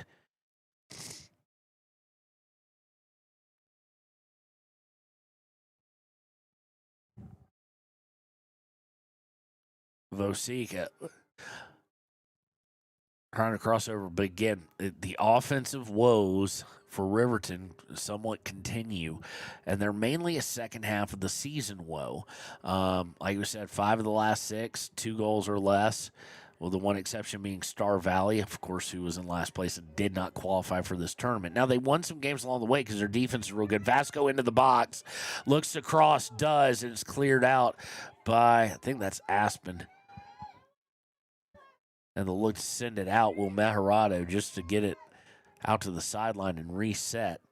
But in this tournament, in 3 days, right now they've scored twice. Now, granted, they won the one that was absolute must, but Riverton's going to not have a whole lot of momentum coming into this. Cross by Green River and then cleared by Mathill. Still trying to get it out to Yarber. Yarber trying to run underneath it. Does a good job. Here comes Midram. Midram has it taken away, and he'll go out of bounds, throwing for Riverton at the Green River 30. So momentum not on Riverton's side here going into state. If things do not change, we have someone coming in here. Can't see who it is. They're coming in for Midram. Might be Taryn Weber. Until I see the number, I cannot tell you. Throwing will be taken by McConaughey. McConaughey to Meharado. Yarber heads it forward. Then Meharado has to come back and get it. McConaughey looking to cross towards Vosica, now taken away. Yes, that is Taryn Weber. Taryn Weber having to mark Vasco. Vasco 70 yards from goal. She's going to go around to her right, passes Weber. Weber does a good job getting ground back up, gets in front of her, and now Vasco is playing with the ball over on the right side, comes through.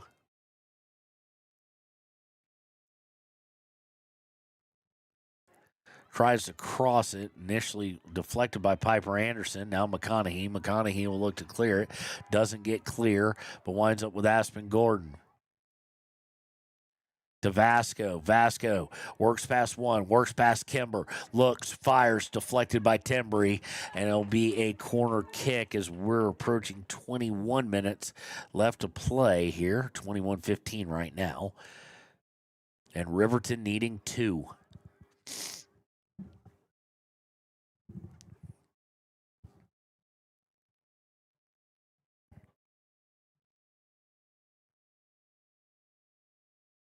Corner kick, I think, is going to be taken by Brooklyn Phillips of the Lady Wolves.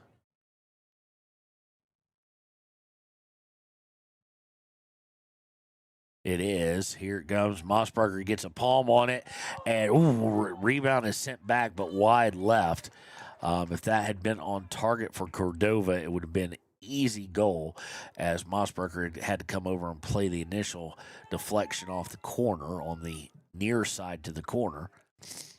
Goal kick here.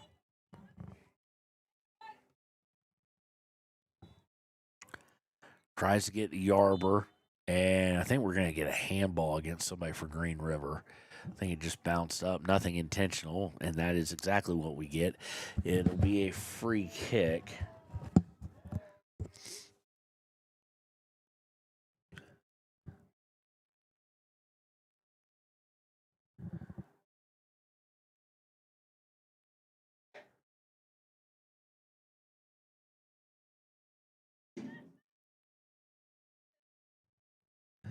Taken by Gordon. Going to bounce through. Yarber giving the run on, and it's going to be angled towards the corner. Aspen Mathill will save it. Sends it towards the center. Nobody really there, though. Vosica comes over. She didn't get it all the way to the center. Meharado trying to steal it. Green River comes away with it. They get to Vasco. Vasco coming straight down the center. Now tries to go to the left, beats one, beats two, 4 on her, and it's going to be deflected by Aspen Gordon out of bounds. And she had 2. She had every right to make that move. I'm not trying to say anything, but she had 2 on the right side who were just right there, and that 3-0, that's game over. 19 minutes ago, Riverton hasn't really had a threat since early in the second half.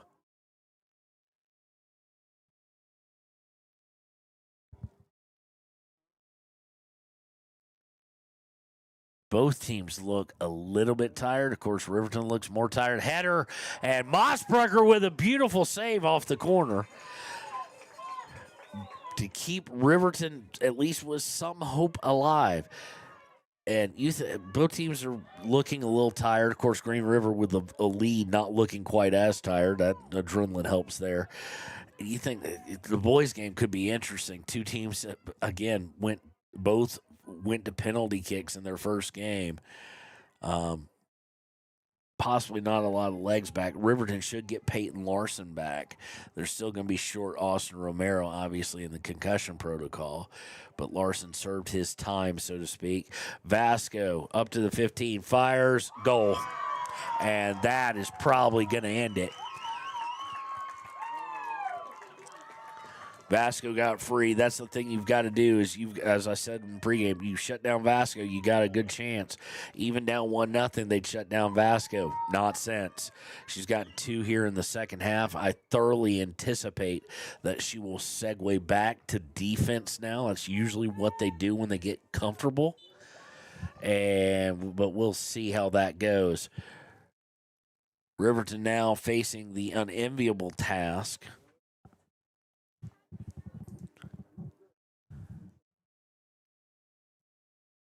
let's get to the state here real quick.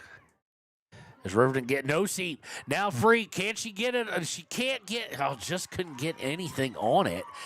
And the goalkeeper closes the distance. So on the 4A girls side, it looks like Riverton will face off at 9 a.m. at Thunder Basin. And here comes Vasco again. They're keeping her up. Shot. And Mossberger saw that one easily and nullified it, put it into the ground, and will now look to punt it forward. Riverton in severe desperation mode with 17:01 or 16:58. I'm off by about a second. Let's fix that.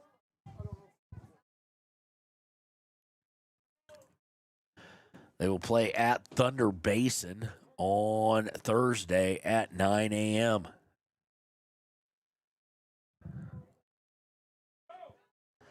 Maharado off the punt, up to Noseep. Noseep, a little bit too hard on the first touch, has to come back and get it. Over to Leesburg. Leesburg into Maharado, out to Noseep. And they find Vasco running free. Vasco into the goal, finishes goal. She now has the hat trick. And it's gotten out of hand, 4-0 in favor of Green River. Again, it was 1-0 at half. And Riverton has, quite frankly, fallen apart. Not sure if it's tired, not sure if it's mentality, but they haven't threatened. They haven't had a real good look at all since really in the first half. And the play, they still struggle to finish. But Riverton now, hate to say it because there's still time to play, but really you got to turn your focus to the game at stake. Get home, get rested. For a lot of these kids, get graduated. Let's make sure we got the clock right here. We do. So real quick, while Riverton is going to have it punted out and cleaned up by McConaughey, now to Vasco.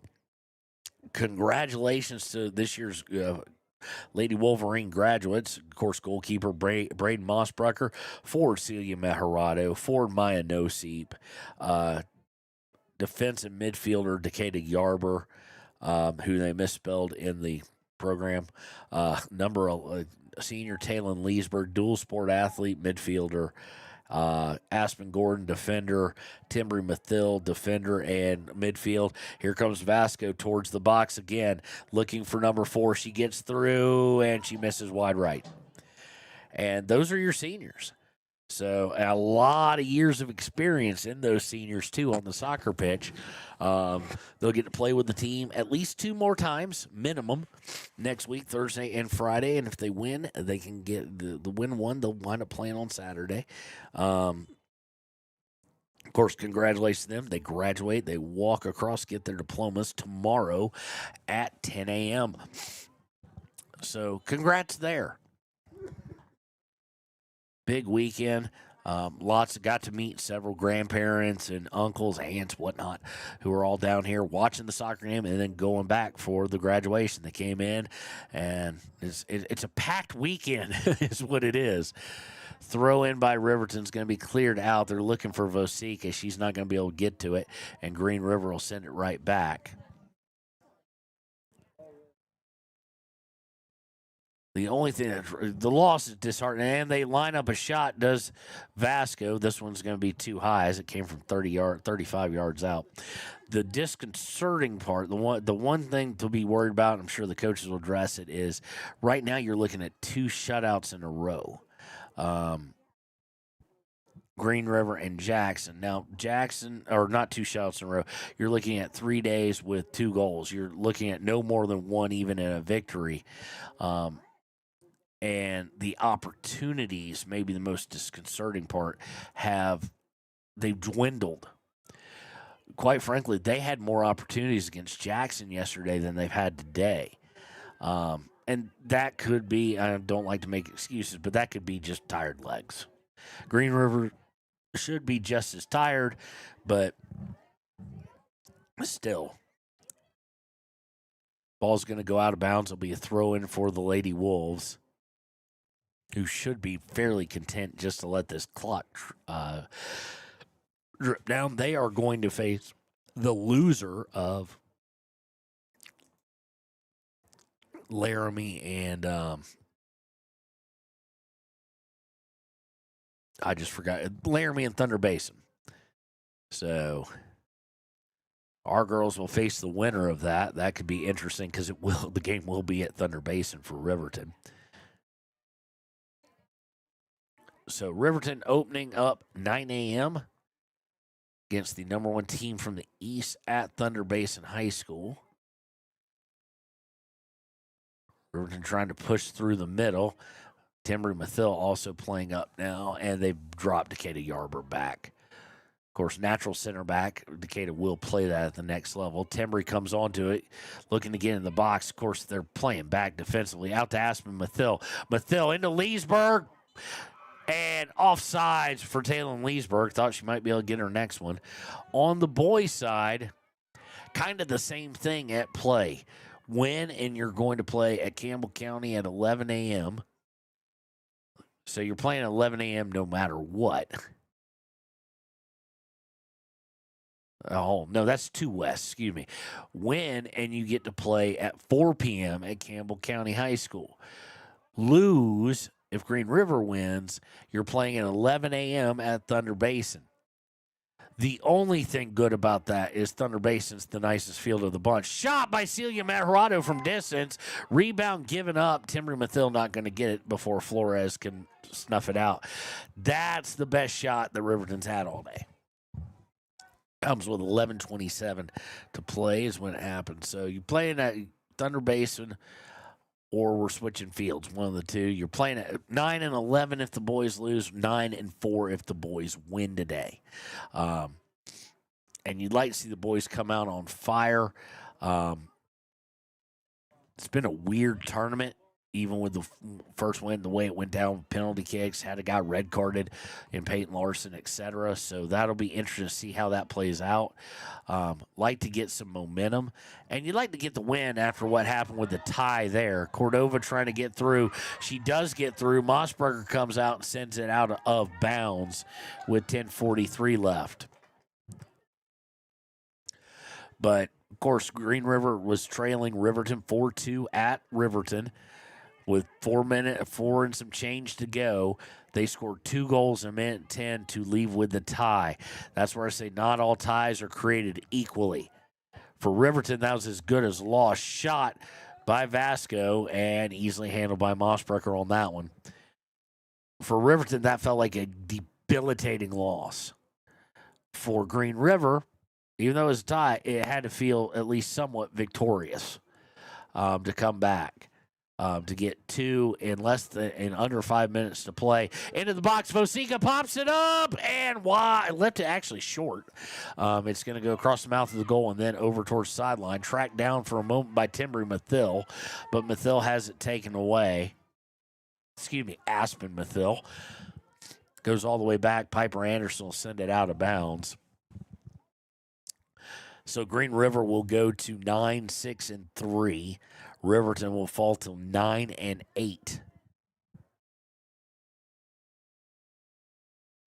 And now you worry about going to state, but you worry about something I didn't think we would have to after the first 3 or 4 games, after they beat Rock Springs, after they beat Green River at Green River. And that is, will this girls team could wind up not being 500. And that's shocking to me, and a little bit just based on how everything started. So a little bit more look at the girls. It will be 9 a.m. Thunder Basin against the 1 seed out of the East. Win that, and they will play on Friday at 2 p.m. at Thunder Basin High School. Lose that, you wind up in the consolation round, and since we're game 2, that would be at 9 a.m. at Campbell County High School on Friday as well.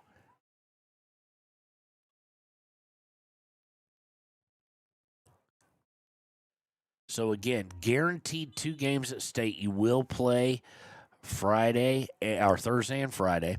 If you download the brackets and are looking at games, depending on what happens, there's a variety of places we can face. That's why I do like Gillette hosting this. Campbell County High School, Thunder Basin High School, Sports Complex number 1 and Sports Complex number 2 fields. Those are kind of a little bit more like the Jackson synthetic field, as they call it here, that we called the game from on Thursday. Riverton going to throw in here, 8 minutes left. And credit to Green River. They made it difficult from the beginning. Talon Leesburg's going to come out now. I think that's Midram coming back in, number 8. We'll see if seniors start getting pulled out a little bit just to get some experience. Matt Roder trying to come across. Gets forced back, and it winds up with Piper Anderson, and why not? She takes a shot from 40 yards out. Gets it a little high and a little backspin, so it kind of slowed as it approached Flores. But again, credit to Green River. They put the pedal down early. Got up 1-0, and we stayed there. That's the weird part. You look at the score. We stayed at 1-0 for the entire first half and a good chunk of the second half. Riverton now with an opportunity. Vosica just a second touch too strong, as it was her and Matarado, and it allows the center back to get a foot in there and poke it forward, and Green River comes away with it. Vasco with it. She'll play backwards, and now she'll even pass it back as we go under 7 minutes to play.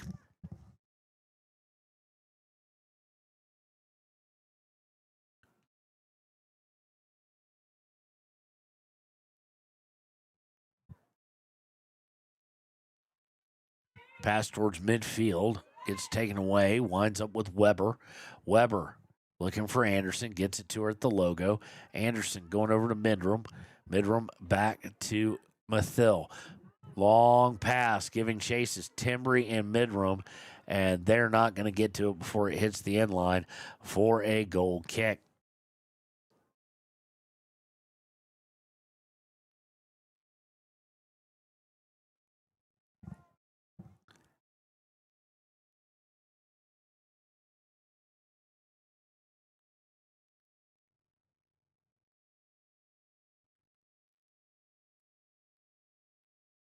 Played up to Vasco, now back into the box. Played by the person who took the goal kick. I do believe Riverton's wearing white today in the boys' game. Yep, they are. As they're coming out here now. So Green River will be wearing, it looked like they were wearing black because they were earlier, but I'm colorblind, so it might have been dark forest green. Who knows?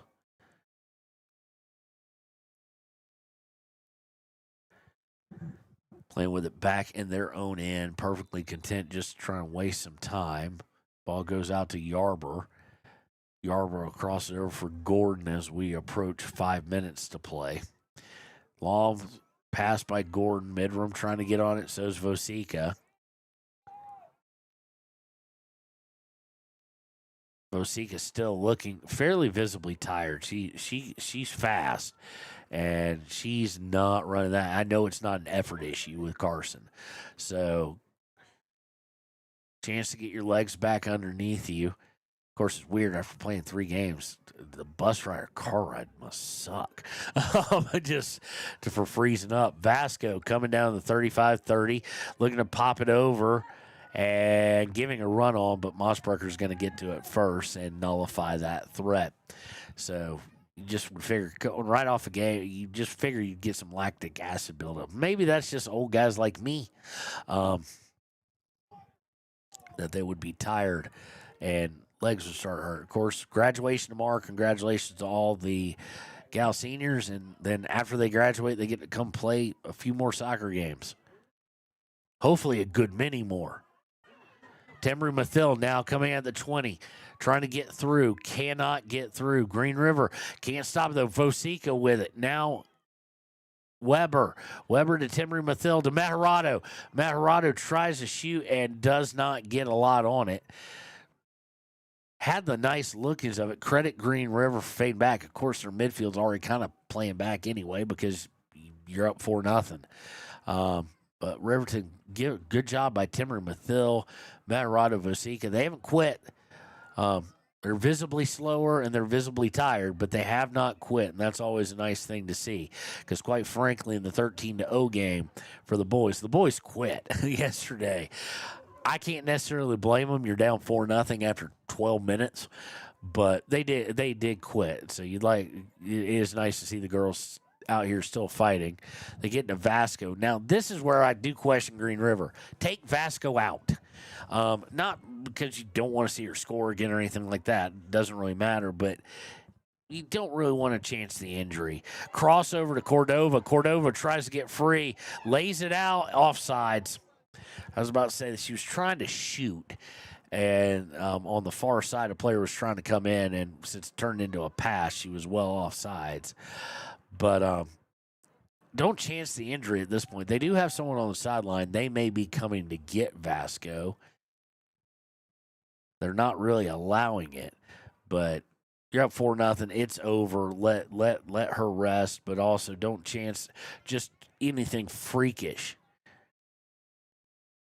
Because as much as they played well today, here's a shot from distance by Cordova, easily handled by Mossbrucker. They don't get anywhere near the desired result they want without Vasco at stake. So, risk reward. There's no reward right now for playing her still. Ball's going to go out of bounds. Who are they going to say it's off of? Riverton, as we're now under 2 minutes.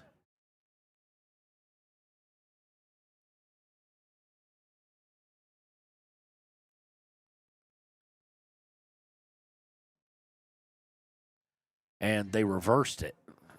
And the main referee who called it originally reversed it. Thrown by Riverton, but it's going to go out of bounds. It'll be a throw for Green River. They do substitute, but it's not for Vasco. Or did she just come out and I didn't notice it? Nope, she's right there. Sent out of bounds will be a throw for Riverton. Good win for Green River here as they're going to shut out Riverton for, I do believe, the second time this season and second time in a row after falling to Riverton 5-1 in the first matchup. 1 minute to go. Maharado with it at the 20. Riverton just trying to find something for positive. Get a goal here late. Midroom's going to try and hit Tembry Mathil too much over a goal on the over the end line. Was it deflected? Yes, it was. It's going to be a corner with 40 seconds left. Maharado will take this. Again, be nice for positivity, a little bit of some positive momentum. Good strike, and it's going to settle and fire and off the crossbar and the football crossbar. Trying to see who nailed. I couldn't tell if that was Kimber or Midroom. It was quick. Or who, but unable to get it in. But nice, it was a nice corner and it was a nice shot. Just a little high as we have 6 seconds left. And Green River is going to win this by shutout. Your final score in third, fourth place game, Green River Lady Wolves 4, Riverton Lady Wolverines 0. When we return, it'll be time for the Click It or Ticket postgame show here on WIO Today. And we interrupt you with breaking news live from the Pepsi Wild Cherry aisle. Carol, can you hear us? Steve, I've never seen anything like this. The bold, refreshing, and bursting with cherry deliciousness of Pepsi Wild Cherry is, well, let's just say everyone is getting wild. Getting wild? That's right, Steve. There's dancing, binge-watching, and is that a slip and slide? They're really putting the wild in Pepsi Wild Cherry, and this on-the-scene reporter can't wait to pop, lock, and drop it. Pepsi Wild Cherry. Go ahead. Get wild. And welcome back to the Click It or Ticket post-game show. The Green River Lady Wolves secure third place. They advance to play at the state tournament. They will face the 2 seed out of the East. Riverton, by virtue of the loss, falls to 9-8 and will face the number 1 seed at Thunder Basin High School at 9 a.m. on Thursday. So for accolades, this was not the easiest one to do. It was a tough game.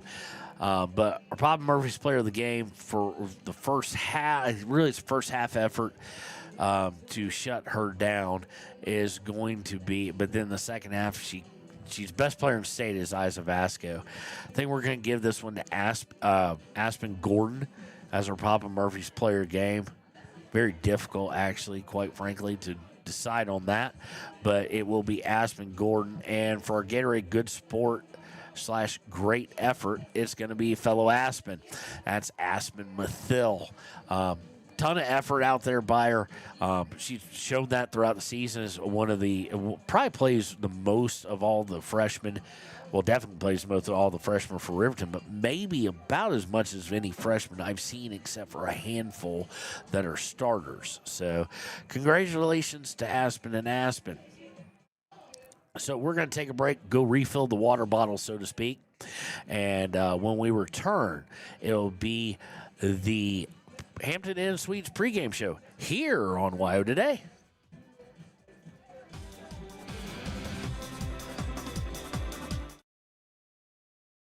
Take the next step in higher education at Central Wyoming College. Offering 2- and 4-year degree programs in a variety of fields, Central Wyoming College in Riverton is transforming lives and strengthening communities through learning, leadership, and connection.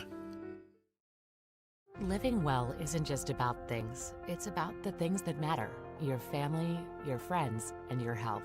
For decades, Sage West Healthcare has been committed to improving the health and care of our communities. Today, we're investing more in our communities, in our people, in advanced medical technologies, and in specialized facilities, so access to better care is close to you and the things that matter most. Sage West Healthcare. Be well, live well. That's why we're here. A proud sponsor of this broadcast is Bailey Enterprises. For over 50 years, Bailey has become the name you can trust. With Pit Stop Travel Centers, you can fuel up and stock up on trip snacks at locations all over Fremont County. You can also put your trust in Bailey Tire and Auto for service to keep handy for those times when your luck runs out on the road. Refresh at the Speedway Cafe with a dine-in meal or a round of carry-out with a variety of specials to keep you going. Go with Bailey.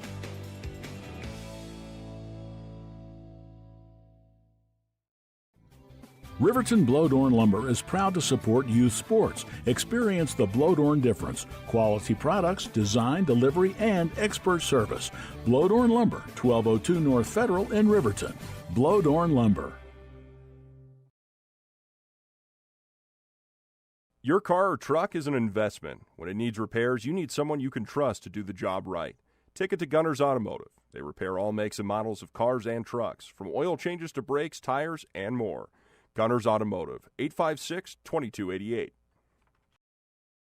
Community Health Centers of Central Wyoming has locations across Fremont County ready to serve you at Du Bois Medical Clinic, Riverton Community Health, and Lander Community Health Pediatrics. We accept all forms of insurance, including Medicaid and Medicare. Are you struggling to get medical care? Ask for their sliding fee scale. From family medicine to pediatrics, Community Health Centers are here to serve you. Call 307-463-7160 or visit chccw.org to schedule your appointment.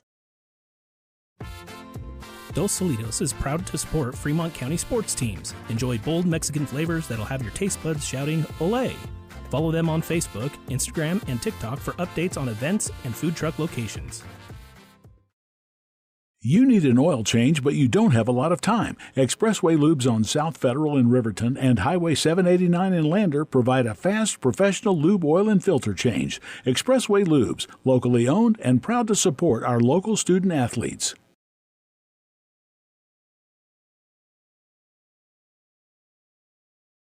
B&M Septic and Excavation offers prompt professional service. Call them today for a quote at 850-2200. They serve far and wide across Fremont County and deep. B&M Septic and Excavation is proud to support Fremont County sports. Why should your new floor come from Carpet One? Because we're passionate about the spaces our neighbors call home. We're part of your community, and we're also part of the world's largest cooperative of independently owned and operated flooring stores. So you can be sure you'll get great selection and outstanding value with every installation. Whether it's carpet, hardwood, tile, or luxury vinyl, our experts take the guesswork out of choosing the right floor. We're your local Carpet One Floor and Home, the one store for your perfect floor. Visit Lander Gambles to make your home feel like new. They will beat any competitor's price. Stop by to speak to one of the sales agents or visit LanderGambles.com. Lander Gambles will help you find the perfect product that fits your budget and lifestyle. Lander Gambles, 420 Main Street, Lander, Wyoming.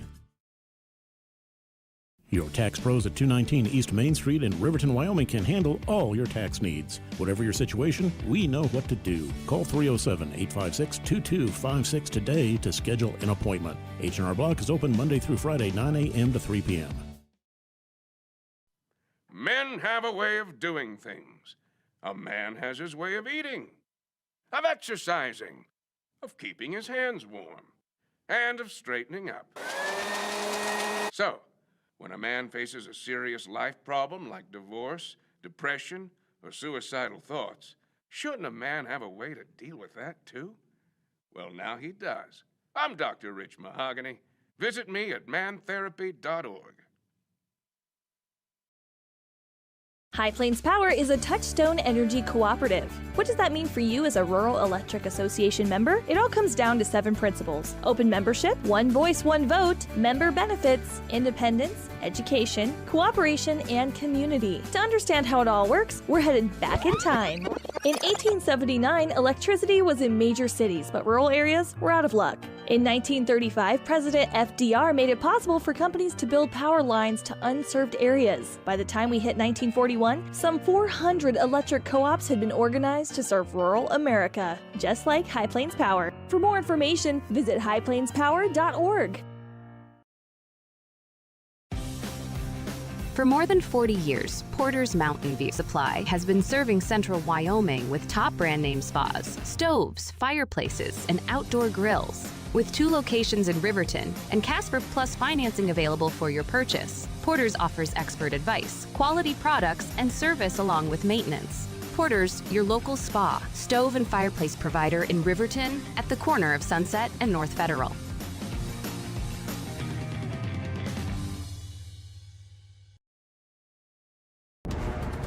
Exploding at 200 miles per hour. Airbags pack a punch. Until age 13, stay buckled up in the back seat. Buckle up, Wyoming. It's the law.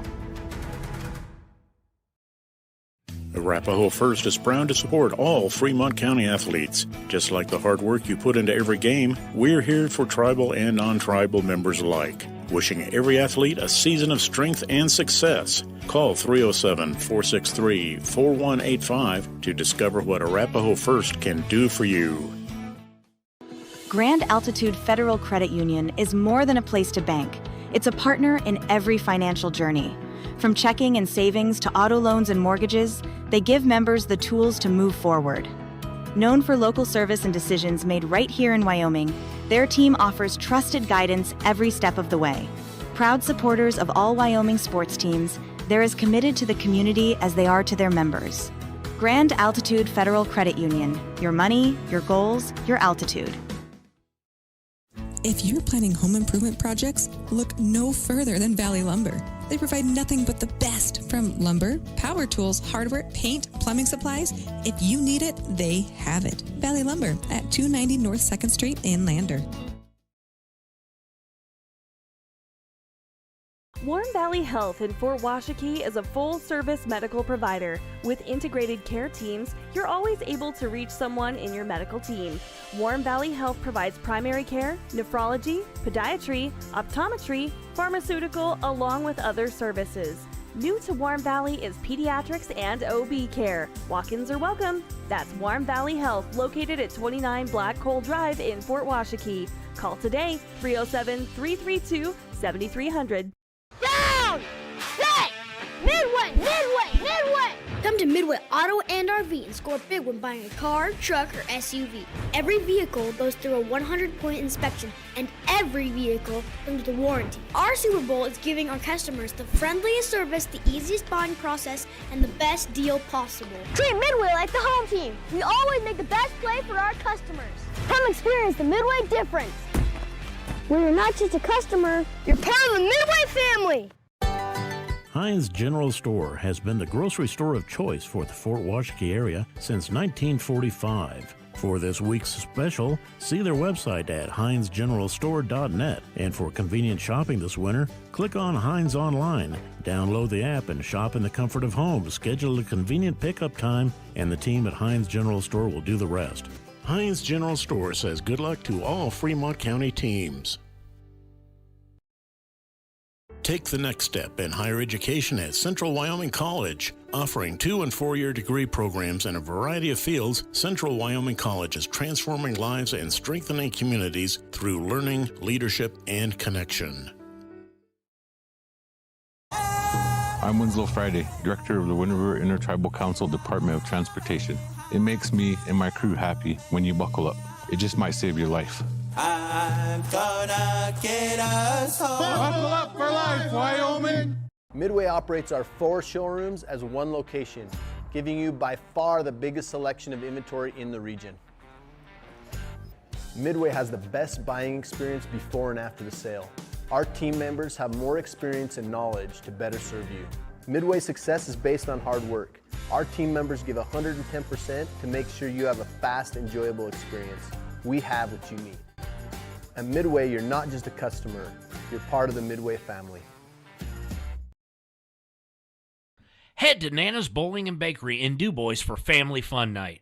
Now booking parties for all ages and occasions. To reserve your company, family, or birthday party, call 455-3660. Nana's Bowling and Bakery is proud to support Fremont County student athletes. Discover Thermopolis is proud to stand with our Bobcats. From local attractions to hometown pride, there's always something to cheer about here. Discover Thermopolis, celebrating our community and rooting for the Bobcats all season long. Golden Buffalo Jewelry in Riverton knows that sports bring our community together, from Friday night lights to weekend tournaments. They're proud to cheer on our local athletes and support the teams that give us so much to root for. At 407 East Main, you'll find something special for everyone. Timeless pieces, unique gifts, and a selection worth exploring. Stop in, discover the perfect treasure, and know you're supporting a business that supports local sports.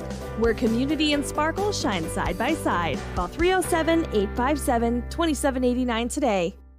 Hot Springs Pharmacy is proud to cheer on our hometown Bobcats. Whether it's game night or school night, we've got the prescriptions, health essentials, and friendly service you can count on. Hot Springs Pharmacy, your local team, your local pharmacy. Let's have a big cheer for our hometown team. Hi, my name is Deputy Krista Grove with the Laramie County Sheriff's Office. I wanted to remind everyone that no matter how big your kiddo might seem, they should probably still be sitting in a booster seat. My son, Sylvester Grove, 9 years old, still sits in a booster seat in my vehicle. I've responded to far too many crashes where there have been kids not buckled up and have seen the worst. Buckle up for life, Wyoming.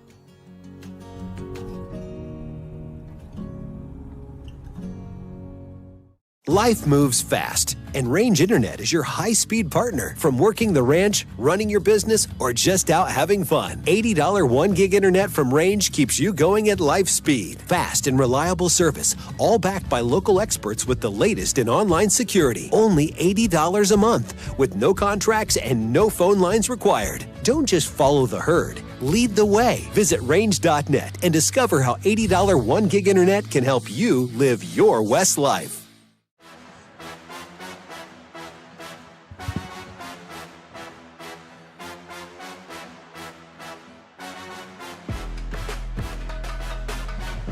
And welcome to the Hampton Suites pregame show here on WYO today. It is Green River coming in at 9-6-1, Riverton at 8-7-1. In this fourth place game, on the line is playing at 11 or 4, and playing the 1 or 2 seed out of the East in State and Gillette next week. Of course, Green River won the matchup against Riverton in Green River back on March 21st, 6-2. And on April 25th at home, 4-4. And the unfortunate part there, Riverton led by 2 with under 5 minutes to play. Now, in terms of shots and things of that nature, I'm not sure why they say Riverton had 3 shots on goal against Green River. They won 4. Oh, yeah, they had a penalty kick. Excuse me. I think. Oh, let's see here. No, they didn't. I don't know why they're saying they only had 3 shots on goal. They scored off a corner as well. So they're saying that Riverton had 4, and Green River had 35 with 21 of them on goal. So that can't happen. Of course, earlier in the season, it was a little more even, 8 shots on goal to 6.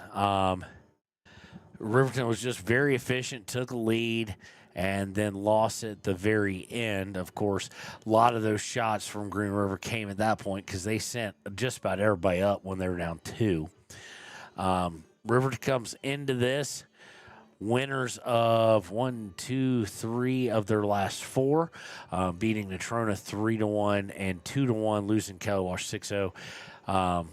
Excuse me, not 3-1, 3-2 because of yesterday's loss. Both of these teams got thoroughly decimated yesterday. Let's just not sugarcoat it. Riverton lost 13-0 to the best team in the state, number 1 Jackson.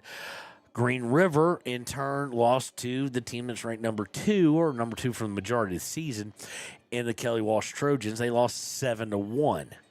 So neither team feeling overly confident. It's going to depend on what you can do as far as putting that in the back burner, and that's your keys to the game. It comes down to mental. You can't play on your heels in this game. There's no reason to play on your heels. You're going to state regardless. You're going to face the number 1 or number 2 team out of the East, and that would be at the moment. Let's see if we can get to it. At the moment, that is going to be one of these 2 teams, Sheridan or Cheyenne Central on the boys' side. And that is the only game, by the way, in all of the regionals that didn't go chalk, was Cheyenne Central defeating Thunder Basin 2-0. You obviously, when looking at it, if you had your druthers, you'd rather face Cheyenne Central, just to be blunt. Sheridan, just to me, a little notch above. So, win this game, and you're probably facing Cheyenne Central unless they upset Sheridan. So, and of course, Campbell County and Thunder Basin will play at noon for 3rd place and 4th place. So, key of the game, come out, play loose, play aggressive. Try and get up early and then hold on the lead. We've seen Becker make a shift in that game. We got up 2, we played back. We're trying to play defense. Got us on our heels. When we played in Natrona County at home, we got up 2. We got up 3. They scored kind of a late one, but with plenty of time to score 2 more. And Becker did not fall back defensively there. They kept the aggressiveness, and Natrona County really wasn't able to send everybody forward nor get the shots on goal like Green River was. So That's going to do it for the Ranger Keys to the game. When we return, it'll be time for the Arapahoe First starting lineup here on WYO Today. Stay at the newly renovated Hampton Inn & Suites Riverton, proud sponsor of all sports teams, home and away. Experience the perfect blend of comfort and convenience with Hampton's top-notch amenities, including a free hot breakfast, complimentary dinner and drinks Monday through Thursday evenings, a sweet shop for snacks and essentials, a pet-friendly environment and an indoor hot tub pool, and a fitness center to keep up with your workout routine. We've got everything you need for an exceptional stay. Reserve your stay now on our website, Hampton Inn & Suites Riverton, where comfort meets convenience. And we interrupt you with breaking news live from the Pepsi Wild Cherry aisle. Carol, can you hear us? Steve, I've never seen anything like this. The bold, refreshing, and bursting with cherry deliciousness of Pepsi Wild Cherry is, well, let's just say everyone is getting wild. Getting wild? That's right, Steve. There's dancing, binge-watching, and is that a slip and slide? They're really putting the wild in Pepsi Wild Cherry, and this on-the-scene reporter can't wait to pop, lock, and drop it. Pepsi Wild Cherry. Go ahead. Get wild. Take the next step in higher education at Central Wyoming College. Offering 2- and 4-year degree programs in a variety of fields, Central Wyoming College in Riverton is transforming lives and strengthening communities through learning, leadership, and connection. Living well isn't just about things. It's about the things that matter. Your family, your friends, and your health. For decades, Sage West Healthcare has been committed to improving the health and care of our communities. Today, we're investing more in our communities, in our people, in advanced medical technologies, and in specialized facilities, so access to better care is close to you and the things that matter most. Sage West Healthcare. Be well, live well. That's why we're here.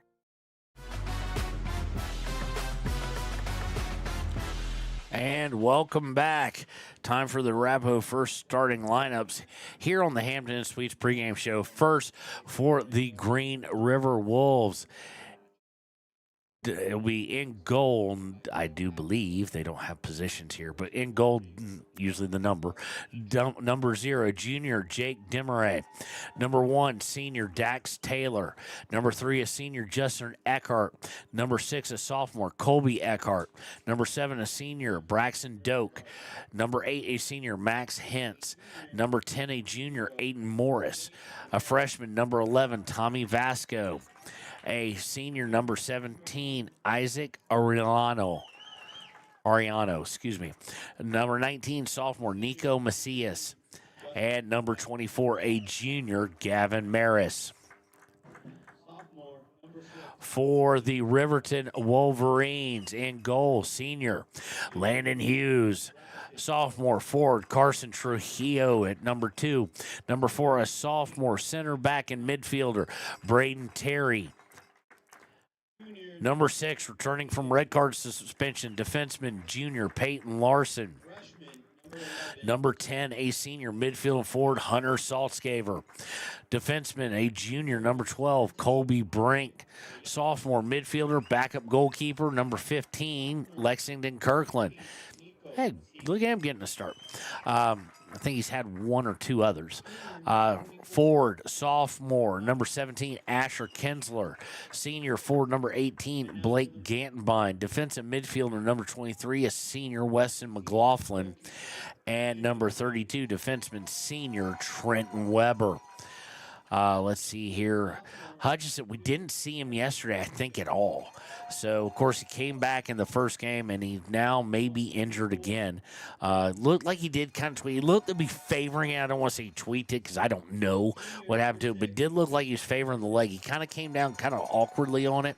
Wasn't a full-blown limp, but he didn't look comfortable in the game against Rock Springs. So we'll see if we see him today or not. He's not scratched out, so he's here. But I think he's the guy over on the field on the crutches, actually. But I can't tell. I'm not used to seeing him in civilians, and it's a good bit of distance, so it might not be him. So when we return, we'll kick things off between Green River and Riverton here on WYO Today.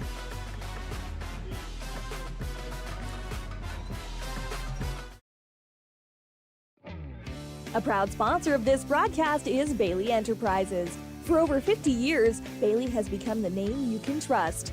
With Pit Stop Travel Centers, you can fuel up and stock up on trip snacks at locations all over Fremont County. You can also put your trust in Bailey Tire and Auto for service to keep handy for those times when your luck runs out on the road.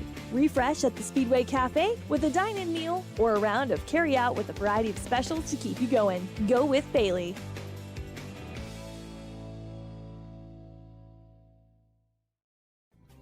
Riverton Blowdorn Lumber is proud to support youth sports. Experience the Blowdorn difference. Quality products, design, delivery, and expert service. Blowdorn Lumber, 1202 North Federal in Riverton. Blowdorn Lumber.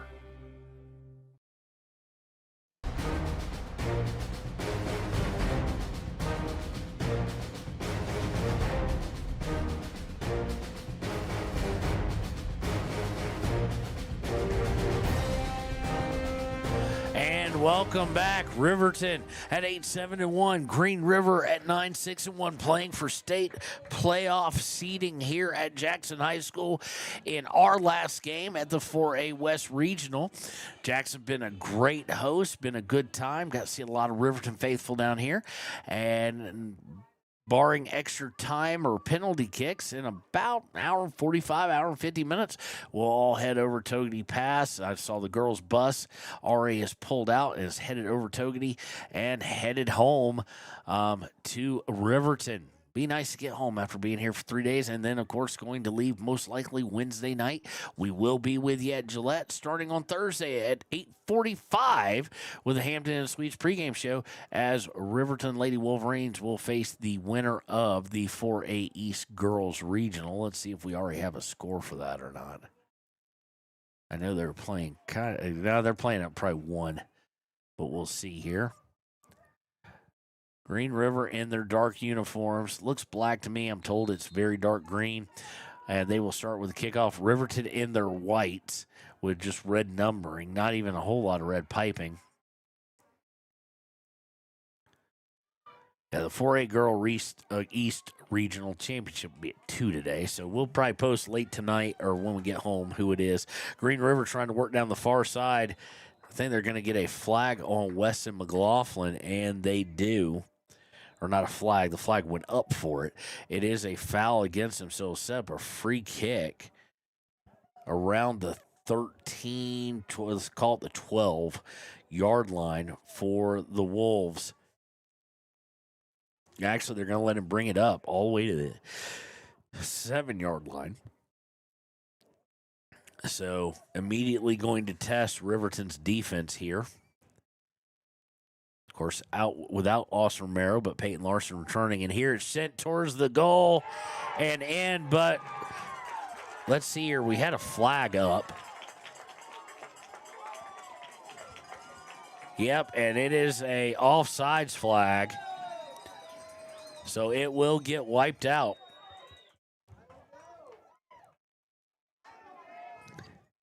Green River faithful not, and the flag was quick. So we are back underway off a goal kick. Wiped out a beautiful little backdoor move. He just came a little too early on the back end of things and got caught with the offside. So wiped that out, and that was almost disaster, much like the girls' game with them scoring in the first couple minutes. So throw in is by Riverton now. Hunter trying to work across. He goes down. They're going to call a foul against them. So Riverton now going to get answer about the same way. It'll be about 8-9 yard line. Going to be a little further out towards the sideline, but very similar play here as the set piece for Green River. Let's see if without the offsides, Riverton can have the same success. Hunter to take it. Green River looks confused as the guy just went sprinting across. And now the ref not happy with something. He's going over to talk to the wall, and the wall's just one guy. So he's going over to talk to Braxton Doak, it looks like. Hunter was already ready. Here we go. Kick by Hunter, and it's right to the keeper. So both teams getting a set piece here early on. Green River looking to come up with possession there at their own 30. Trying to send it forward now on a long pass. Giving chase is Nico Macias, but also Braden Terry and Weston McLaughlin. Terry's going to angle it out of bounds. Be a throw in here for Green River.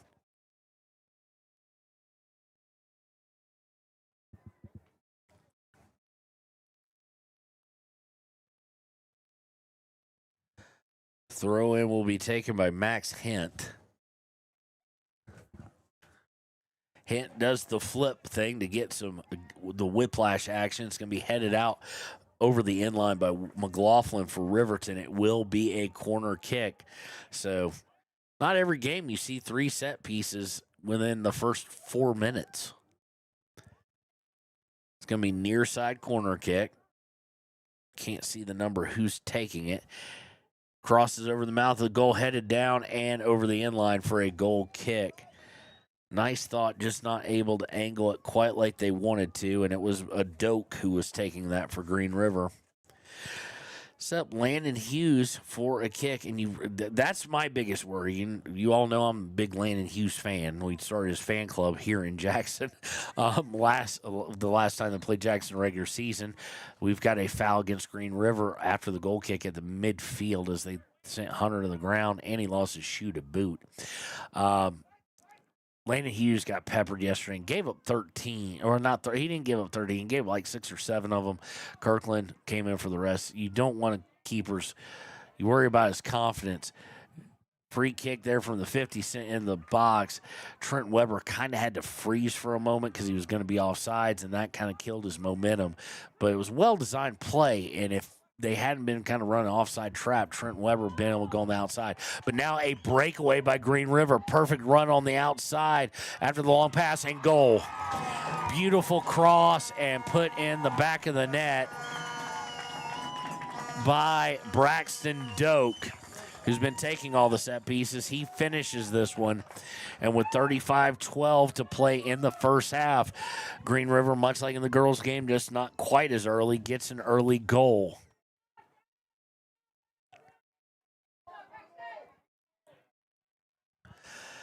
All generated on the massive run out by number 14. That'd be, I think it's 14, Kubal? No, 24, excuse me. Gavin, I can't tell from this distance. It all started with that run out. And then the cross, I mean, they had him beat, and then the cross was just the icing on the cake. Perfectly ran play there after getting numbers and catching them backpedaling, catching Riverton backpedaling. And now it's going to be very interesting, like it was in the girls' game. How do the boys respond? Inbound is by Gantmine to Weber. Weber trying to get it to Saltzgaver, cannot. And Gantmine then tries as well, and it's stolen away.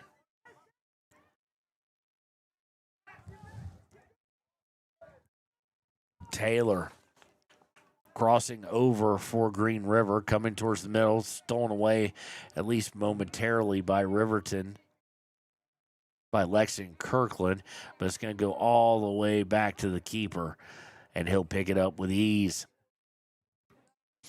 Punt, that's got some oomph to it. Lands out about the 45. Larson kind of handles it, gets it past midfield again, but sent right back by Green River. Goes out of bounds on the far side, though. It'll be a throw-in by Larson. Larson trying to get into Lexington Kirkland. Riverton trying to push down that far side. Green River doesn't like what they saw, and they'll send it out of bounds at about the 15. Throw-in for Riverton.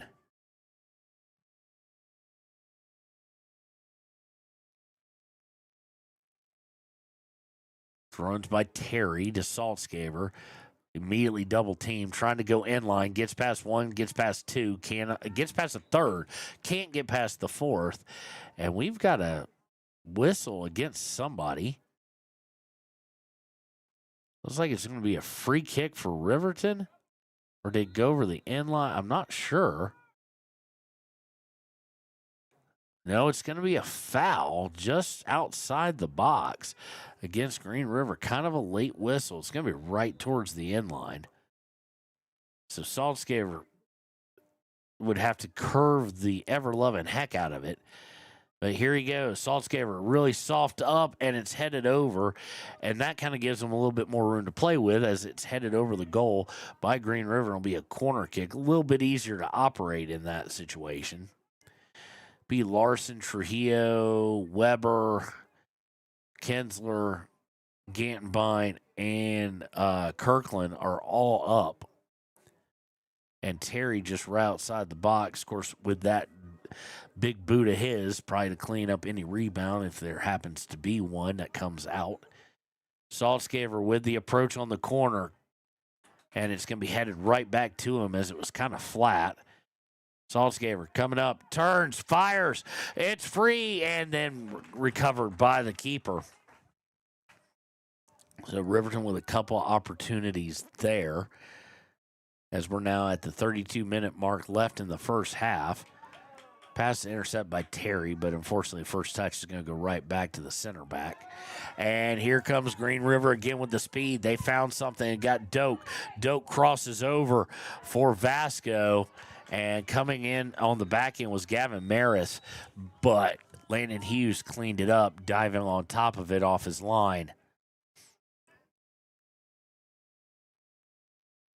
Weber to the 40, looking to go outside for Kinsler, and just a little too much on it. Rolls to Demarang goal. Kinsler given again. Kinsler could fly, making up ground just a little bit too much. Punt handled by Brink. Gets it to, wait, what? A foul against Trujillo as he was shoved. That's unique. Not sure exactly what happened there. Hopefully we're not getting I can't tell if it's the same crew or not. The tight, then not tight calls. The tight, then loose, then tight, then loose. So we'll be here forever, and we won't ever get a sense of what's going to be allowed and what's not. Riverton forces the ball downfield on the near side, sent out of bounds. Good job by Gantenbein there. It will be a throw-in. Braden Terry to take it. Terry into McLaughlin. McLaughlin to Weber. Weber to Saltzgaver. Saltzgaver trying to get through three, and they bracket him, and he cannot. Trujillo got a hold of him for a second, and then taking in the head is poor Lexington Kirkland. Goes back to Saltzgaver. He can't control it. And Riverton, a little bit discombobulated, but sometimes organized chaos if he is good. Green River tries a long pass. Colby Brink will deflect it out of bounds. Well, he won't just deflect it. He'll boom it out of bounds. And with 30 minutes to play in the first half, it'll be a throw-in, and we've got a whistle.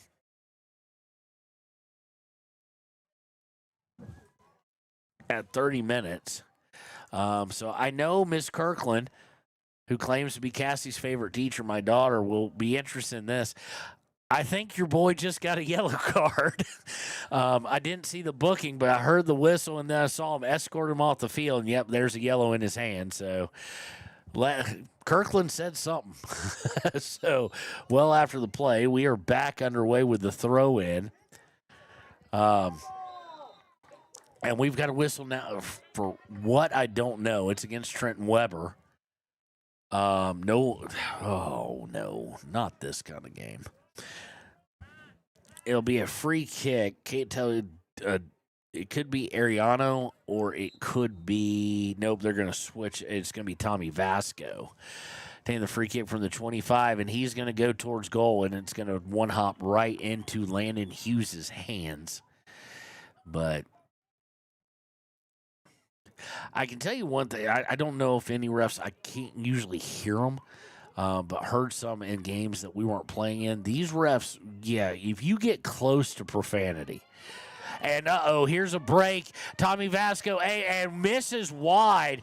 Landon Hughes came off his line and kind of adjusted the angle, but that's also just kind of a miss, too, as Vasco found his way between Weston McLaughlin and Colby Brink. That cannot happen multiple times, and it already has. But what I was saying is they're not. If you darn it, and they seem to be right on top of you, warning you and whatnot. Because I saw that at the Kelly Walsh game yesterday against this Green River team. They're not letting you be very vocal, so got to pick up on that and not let it happen. Kirkland obviously didn't. He obviously let loose something they didn't like. And off the punt goal kick, here comes Green River. And here's another foul. Nobody went down, didn't stop anybody's momentum. And we're just calling everything. Free kick from the 21. And I'm fine with that if they keep up this. If they just call it tight both ways the whole game. Just don't wiffle waffle, so to speak. Don't Charlie Brown it. Kick by Vasco is going to be wide right. And very wide right. Landon Hughes really didn't have to do anything. So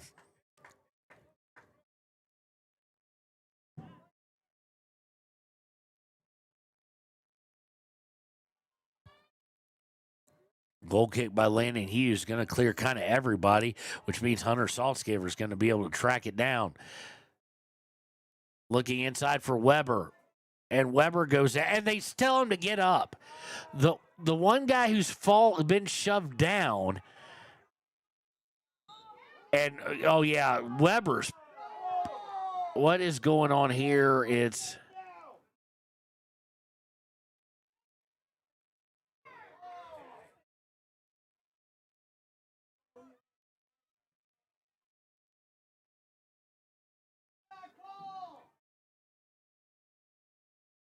And so they get Hunter Saltzgiver on. So let me get this straight. Trent Weber gets shoved down.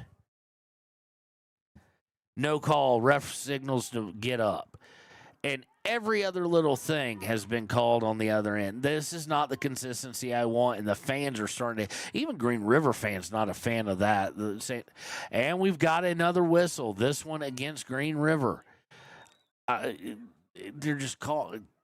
It's being called extremely tight, except for moments when it's not, and that's frustrating. Colby Brink will take the free kick here, sends it towards the box. It's going to be headed out. Only one near it's going to be Braden Terry. Terry to Weber. Weber pops it up in the air. Gantbine and Weber both converge on it. At least they got around. And now we've got. This is going to be in Riverton's favor. They're going to get a free kick from about the 11 or 12-yard line. But just goodness, there is going to be zero flow to this game.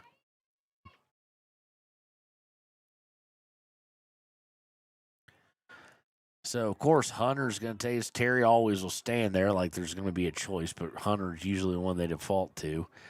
They need to back them up. They're not far enough back on the wall. The kick's going to be from the 14, which means they need to be about at the 4-ish or 5.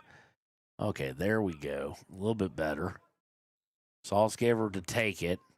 Some guys running on, sends a bouncer in, has to go near side to get around the wall. And we just had like a ship's horn go off. Saltzgiver with the steal, trying to get through. Tries to get through another, trying to get through 3 guys, and he's not going to be able to. He got, 4. He did get through 3 of them. And here comes Green River now.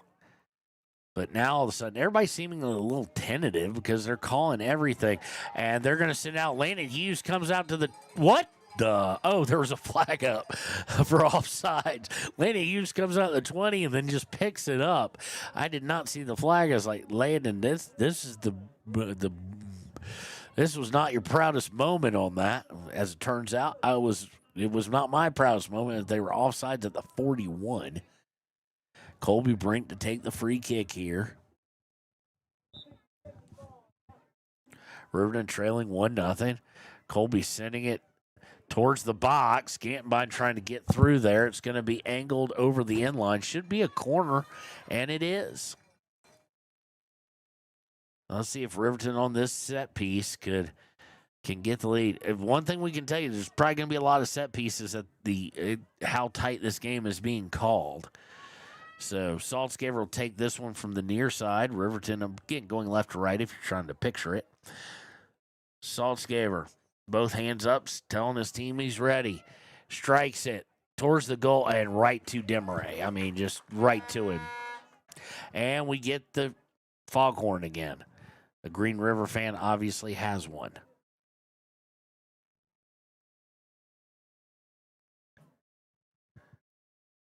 Punt is going to be high and bounce at the 41. Bounces over Larson's head and will go out of bounds. Green River tried to save it. So it'll be a throw in for Riverton.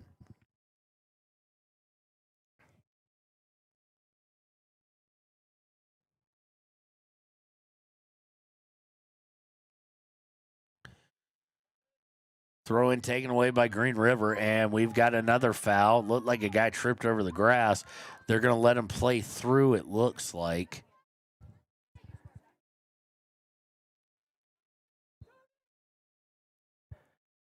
Coming across the middle, and that's going to be a foul against Trujillo.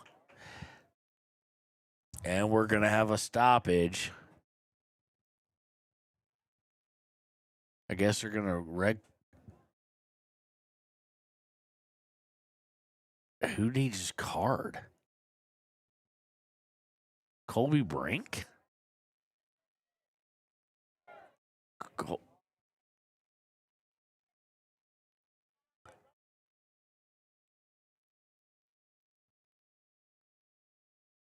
So Gabe Cooper's going to come on. I'm not sure. Okay, he flashed at Colby Brink. Brink wasn't even involved. Now it looks like Trujillo's gone. And no, Trujillo's still on. It's going to be Colby Brink. Cooper's going to come on. Colby had to have said something, but both teams, all the parents getting frustrated.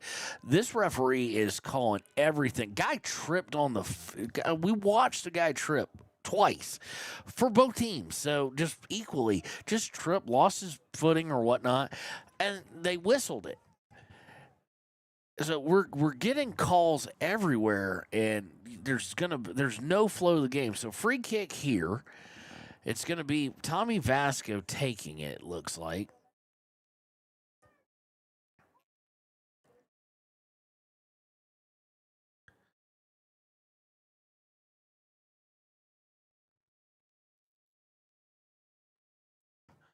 Vasco right at goal, and much like the Saltzgaver on Demaray, Landon Hughes easily takes it. No harm, no foul. The one really bad part for both teams is so far the set pieces, they have not taken advantage of them all, or of any of them. Blake Gambon was still, then too hard of a touch. It's going to bounce out to Trujillo. Trujillo to Weber. Weber to can't tell who. Into the box for Gantenbein. Oh, that's Drake Hughes. Couldn't tell if that's Hutchinson or not. Same general hair color. I know their moms say they look nothing alike. From this distance, they do. Gantenbein had a beautiful move, and unfortunately, his next touch was just a little bit too hard and cleared out. Punt here is going to go out of bounds. Last touch by Cooper. Throw in. Stolen away by Hughes. Hughes trying to send it up for Gantenbein. Gantenbein to Saltzgaver. Saltzgaver beats one. Now he's got some angle here. They're going to quadruple team him. Saltzgaver gets it in to Trujillo. Trujillo coming on. Gets taken down. I'm so confused. How was that not a foul? You've called everything else, and they're going to get Trent Weber coming on. Now they'll probably yellow him too, for Pete's sake. They don't, but they've called that. I'm so confused at what constitutes a foul at this point. 21-10 left in the first half. Feel like we've been playing this game on the yellow flag from car racing, just with caution left and right and stoppages. And here we're going to get a header by our back line, and of course they're going to say he accidentally breathed on him. So there's going to be a foul there too. I'm sorry, folks. I'm just frustrated. This is the beautiful game, as they call it. It's supposed to be all about ebb and flow, and we're not. There's no ebb or flow. Free kick taken from about the 50, and it's going to bounce right to Landon Hughes. Took it from about 45, 48, somewhere in that range. That's showing some leg strength. I give him credit. Bounced right in front of Landon Hughes, so some leg strength. Punt goes to Gantenbein. Gantenbein to Trujillo. Trujillo is, and we're going to get an X again. With 25:05, what are we going to have here? We're going to have another yellow card. This time against number 6 for Green River. That is Colby Eckhart. I have no idea what he did. I have no idea what the transgression is.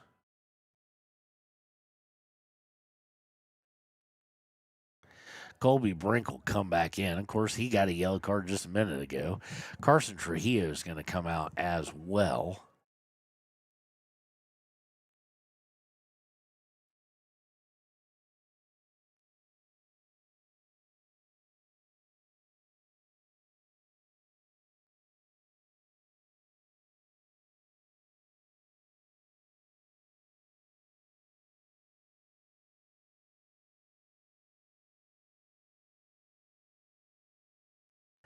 So we're just waiting to see what's going to happen. It's going to be a free kick for Riverton from the 45. Braden Terry, it looks like, is going to take that, as he normally would.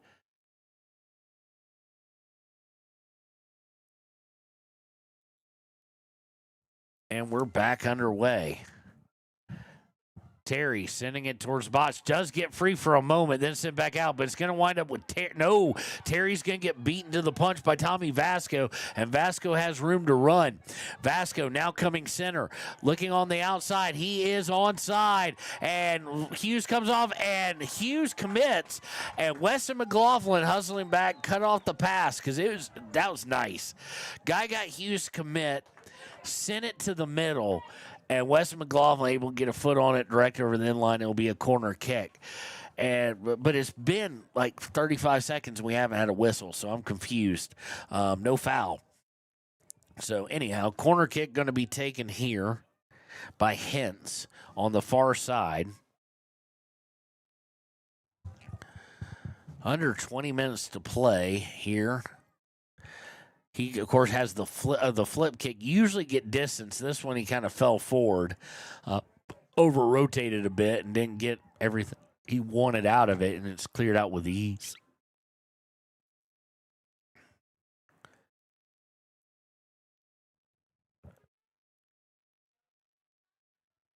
Looks like Hintz is going to throw it in again. Goodness, he got a big run up for his flip. And he falls on his tail, but this one he does get the whip on, but they're going to say something was illegal. He must have stepped on the line or something. And something was illegal about it, so it will be a Riverton ball. It will be a Riverton throw.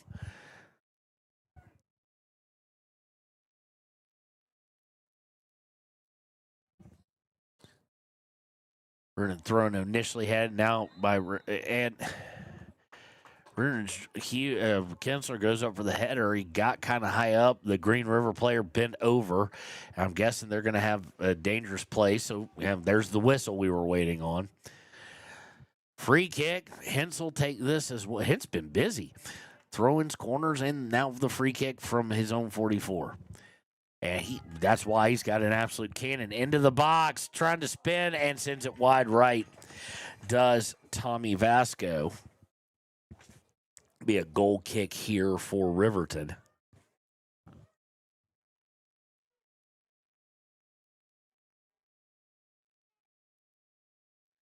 Hughes with a kick. It's tailing towards the far side and the left. Will it be saved from going out of bounds? It will not. And it'll be a throw in for Green River. They take it quickly. Larson able to step in front of it, though, sends it back out of bounds and does a good job to make it go off of Green River. So Larson with the throw into Kinsler. Kinsler heads over to Drake Hughes.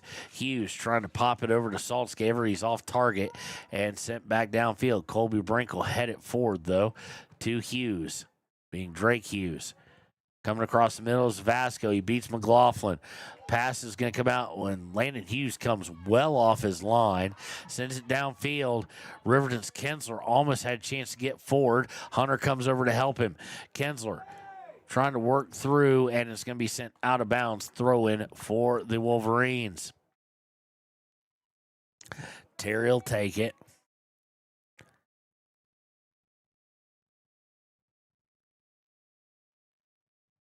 Terry throws in. He's trying to get to Lexington Kirkland, I think, on the run. And cannot do it. Now taken by Green River. And they're going to kick it out of it. No, they're going to say it was off of Riverton. So it'll be a throw in there. Weston McLaughlin was in the process of getting beat, so good job to get it out of bounds. Vasco now looking to cross over to Aiden Morris. And Hughes sticks his hand in there and just grabs it. That's not Morris, excuse me, that's 9. That's Nico Macias. It's a 19, not a 10. Pump is going to go off of Hintz. And then be fought for at midfield. Riverton's going to come away with it by playing it backwards to Peyton Larson. And then Larson's going to... The guy let it go past him. Looked like it was aiming for Kirkland, and he let it go past, but unfortunately there was no one there except for Green River. Green River now on an outside run, looking across. Larson trying to stay with him. Forces him to go back out towards midfield. Now they get to Vasco. Vasco harassed by, nicely done by Drake Hughes. And no whistle there as Drake Hughes gets run over from behind. Because, of course, we're just calling it inconsistent. Riverton trying to push forward. And the ball's going to go out about the 40 or 39 of Green River. And we've got another X in the air.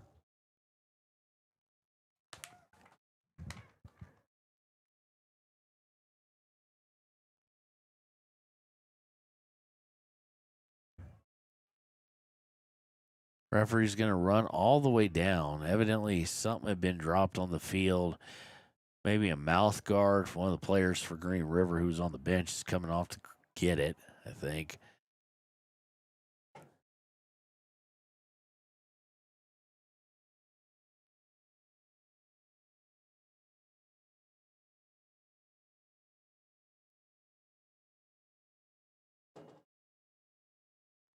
Not 100% sure what was dropped, but that's why we got the X, and the ref felt like he had to run all the way downfield and get it. Now he's coming over to talk to his assistants.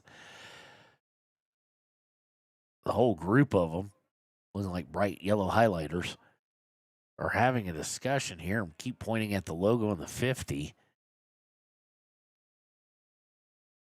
Don't know if that was a little knee wrap or mouthpiece or something was on the field.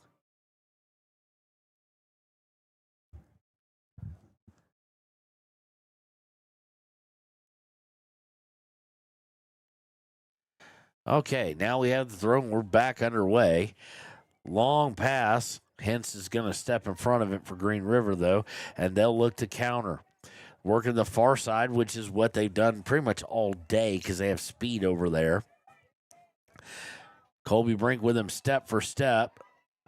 Loses it, and Colby Brink, nicely done, able to clear it at least momentarily. Unfortunately, no one there to receive that pass. Green River will look to cross over to Macias. Macias in the box, trying to work past Terry. Deflected by Terry on the shot attempt. It'll go out to Vasco, though, at the 25. Vasco to the 20. He's looking for an angle. It's not there, and there's going to be an offsides against Green River. Has found himself in the wrong place.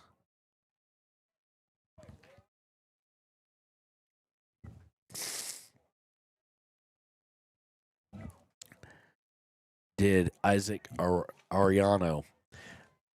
Long kick, goes off Drake Hughes' head. Can't really direct it anywhere as it was a scorcher. And now we have Larson get shoved to the ground. He gets up kind of hopping. No call there. And no call there on Blake Gantbine. Oh, my goodness.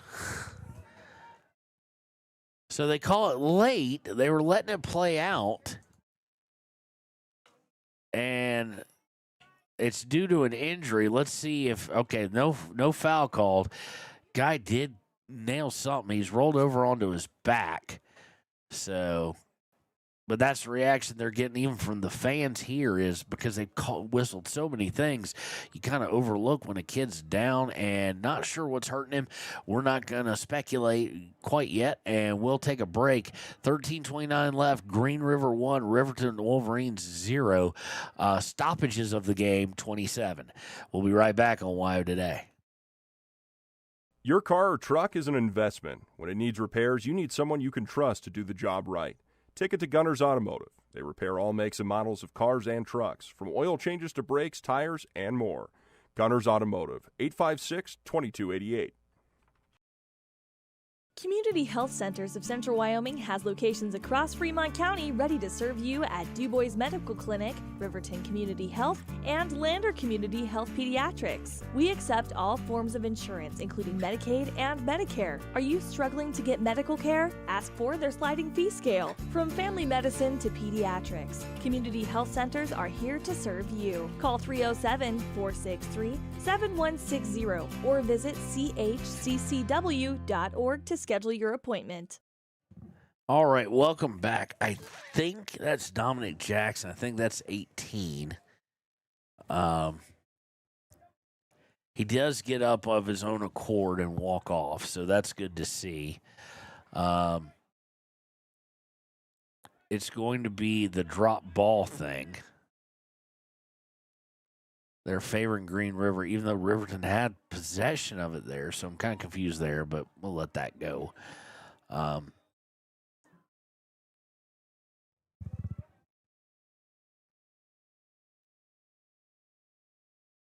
We're waiting for and we're back underway.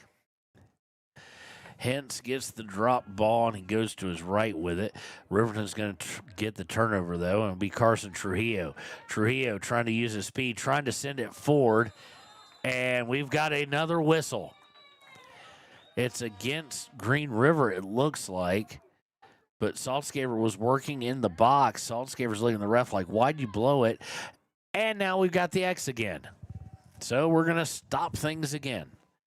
It's a yellow card, this time against 12 of Green River. That is Nixon, 22. Now I can see it a little bit better. That is Reese Wild. That is at least the third or fourth. I think third. We'll say third because I'm very confident in that. Third yellow of the game. Third booking we've had. It's going to be a free kick from about the 21. Saltzgaber kind of threw his hands to his side looking at the ref because he had it one-on-one in the box. Now, Green River kind of had the advantage towards the ball, but that means nothing when it's Hunter, and he's got one-on-one. He wanted to play it out. They didn't let him. I shouldn't say they. It's he. There's one referee on the Field Insider who calls 99% of things, so now he's going to run over and talk to the side. His assistants get over the booking. We started 1 minute late at 11 o'clock, and we've got 13 minutes left, and it's 11:40, and they're 40-minute halves. We started 11:01.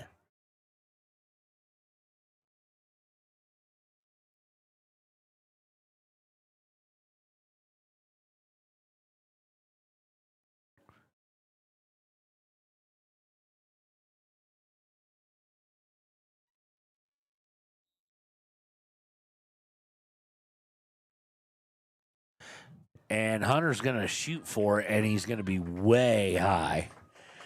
Just really, really high.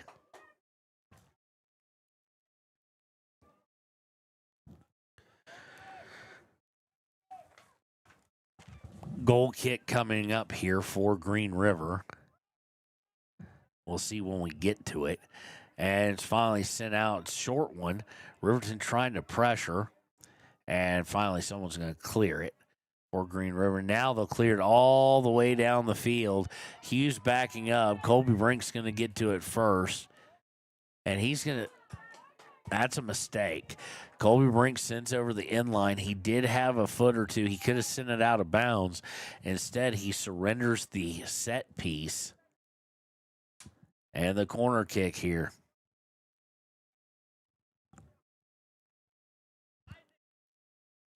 Green River pinching up. They've got 1, 2, 3, 4, 5. 5 guys in the box. Now number 6 will run on, and it's going to be headed out by Larson. Saltzgaber will come back for it and gets it to Cooper, but Cooper turns it over. And Green River trying to work the far side. They will back out to the 40. Now all the way to the 50 due to good pressure by Larson. Trying to work far side again. Trying to beat 4 guys, and they somehow do it, and they're in the box. This is Vasco. He goes towards the end line. Colby Brink back heels it out towards Gabe Cooper, and Cooper will send it out of bounds at the 25.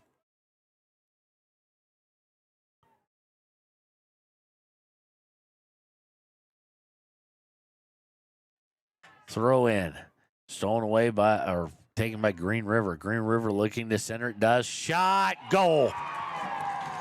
Perfect missile from Braxton Dokes.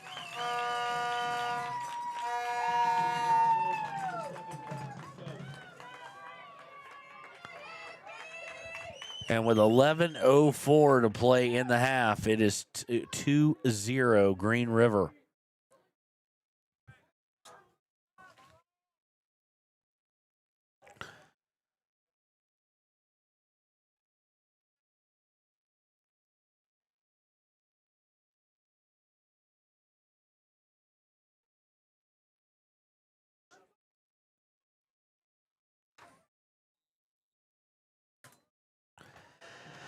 Back underway, still 11 minutes left in the half. Riverton be nice to get one now. Gabe Cooper's going to miss it, which is going to allow Gavin Morris to get to it. He's in the box looking to cross and sent over the end line by, I think that might have been Wes McLaughlin or Cooper. They both were trying to get it over the end line, and it sets up another corner for Green River. They already lead 2-0. 3 would be devastating right now. Here's the corner. Going towards the mouth of the goal, a little high. Now sent into the center, trying to get rid of it. Hint sends it forward. A lot of chaos here. Tommy turns around. Tommy Vasco sends it, and Landon Hughes picks it up. Hughes, low one to Drake Hughes. He tries to turn around and get it forward. He can't. Sent upfield by Terry, though. Larson coming onto it, just took the wrong side. It was him and Drake Hughes. It looked like they were going to try and split him and just take the ball from him and have a good shot. Drake didn't get there, and now here's a long pass. Hughes coming well off his line, sends it out to the 40. But it's recovered by no, that's not Vasco. That's 17. By number 17, Ariano. Gabe Cooper trying to clear. It's going to go out of bounds at the 23, but right now things way chaotic and not in a positive way for the Wolverines.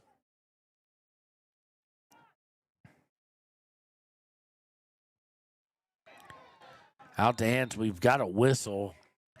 Flag of some, or penalty of some sort against Green River. Will set up a free kick at about the 48-ish. Nope, they're going to make him back up. Terry's going to take it all the way back to the 45. Nope. The 40. This is going to be taken by Trent Weber, actually.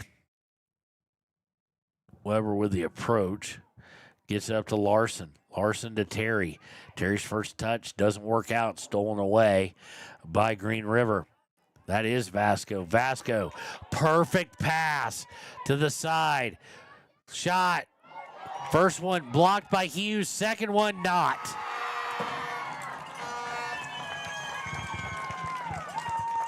And with 8:31, Green River takes a commanding lead. And Hughes, flat on his face, not happy. Was not able to get back up and get the rebound. But then again, the defense on that side, not good. Nobody there to help him. No one watching his back. And this is going to be an issue for Becker. I hate to say it. Becker's got to figure out a way to get this team back into it. They need to take something positive after Thursday night was so positive in qualifying for state. It almost seems like some of these guys are kind of going through the motion. And especially now with it 3-0 in favor of Green River.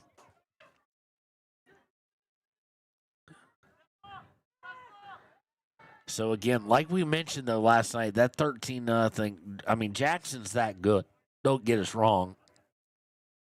But we said that's a mind-altering loss.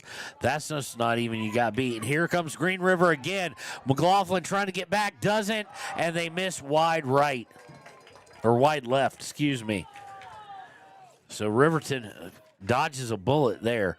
But that's a you need the one advantage we had during the regular season, and no offense to the Braves and Lady Braves, is after we played Jackson, we got Star Valley.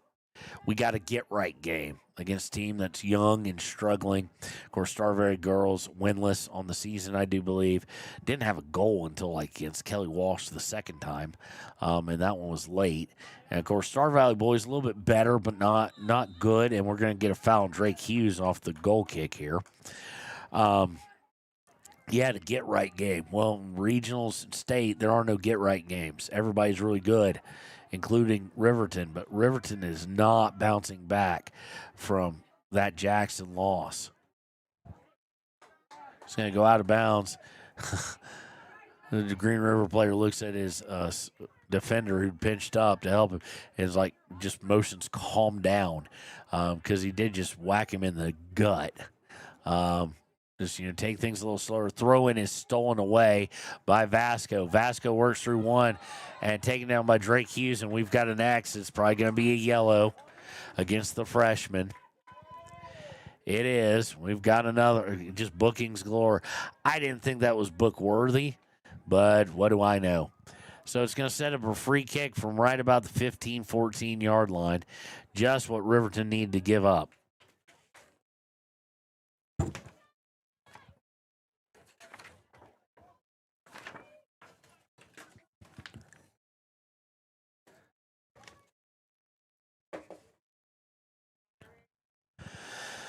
It's going to be right at the 15 with 6:42. We're going to take close to an hour to play 40 minutes here. And usually soccer, it's 40 and a half to play 40 because the clock doesn't stop a whole lot. Wall set up. Tommy Vasco is going to take it.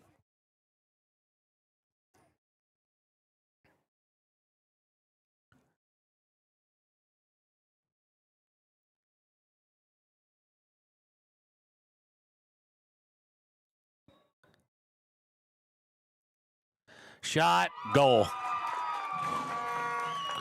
Vasco struck it, got past the wall, and it's 4-0 with 6:40 to play in the half. Riverton has got to find a way to score because right now, past 80 minutes, 103 minutes and 20 seconds. They have been outscored 17-0. And that's not any kind of momentum you need going into the state tournament.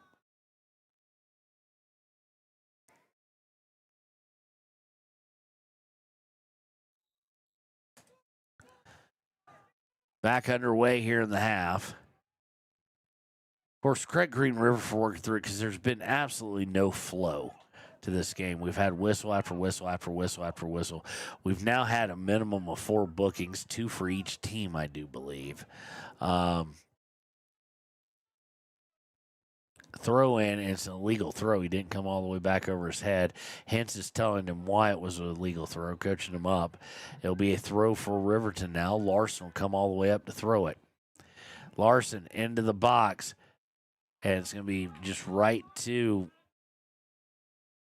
the keeper, and nobody for Riverton really moved. Just Colby Brink going to come all the way back up, send it into the box, but the keeper will easily take it. That third goal, that third one, if not that fourth one, you almost saw the life drain out of your Wolverines. And that's what you worried about. Both teams at least had the same amount of minutes. They both went to extra time and both went to penalty kicks. So one hadn't played a whole lot more, but you knew if one could get up and get up by multiple goals, it was going to be hard. And here comes Wind River again, trying to work the outside, and they're just not going to get it with Braxton Doak there.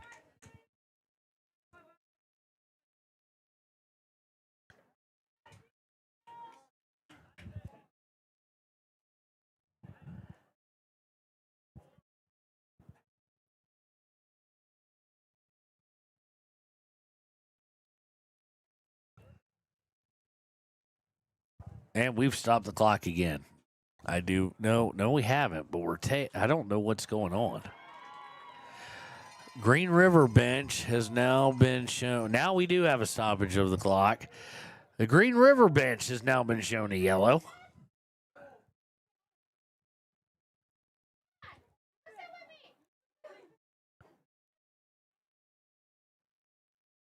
Well, we got 5 or 6 of them now.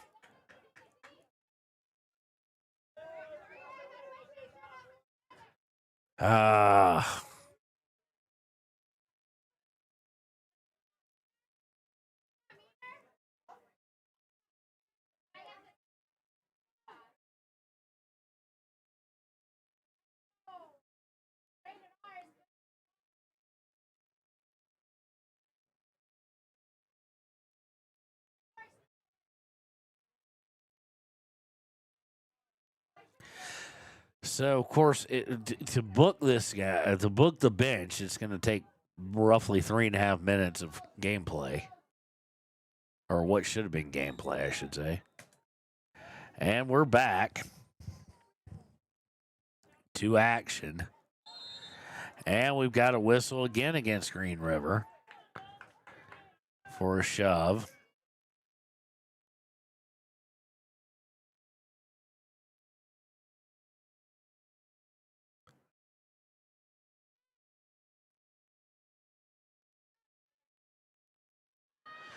Colby Brink will take the free kick, sends it forward, and Terry will play it right back to Colby Brink, and he has it deflected. Are they going to be able to keep it from going out? Yes, they do. That was quite nice by Doak. Doak's going to get it off, hand it off to Vasco. Vasco trying to come towards the center. Does so for Kubel. And now they'll play it back all the way back to Hintz as they didn't like something they saw, and they'll reset.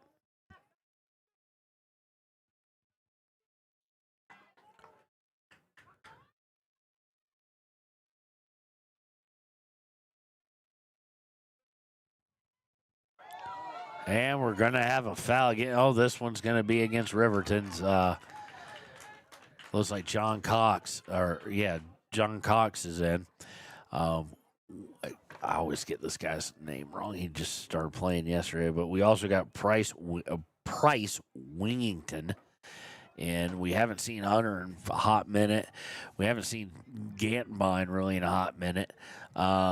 Again, going deep, although it does look like maybe one or both of those guys is about to come back in. At least that looks like Gantenbein over there and might be Hunter. But we've gone deep on the bench again and down 4-0. Why not? Find somebody who's going to play with some life. And Cox, specifically the younger Cox, John Cox and Wingington, did yesterday. But corner kick here for Green River. Hintz tries to head it in, and now it's loose. It's going to go outside the box. Shot, set up, goal. From distance, beautifully curved in by Saldivar, and it's 5-0, Green River. Comes with 2:39 left in the first half. And this is a 48-hour time period that both the Lady Wolverines and the Wolverines would love to just erase from history. Unfortunate part is you can't do that. You can only learn from it. Gantenbein comes back in. Saltzgaver does not. So looks like it might have been Carson Trujillo who came back in. Going back to Trenton Weber, he's just going to unleash it downfield. Kensler will give chase, but it'll go out of bounds. It'll be a throw for Green River. Right now we got a hand up. Of course, we're going to have a whistle again. Something illegal by Green River on the throw. Actually, no, now they're going to give a free kick, so never mind. I'm not sure what happened, but some foul of some sort. Braden Terry is going to take this.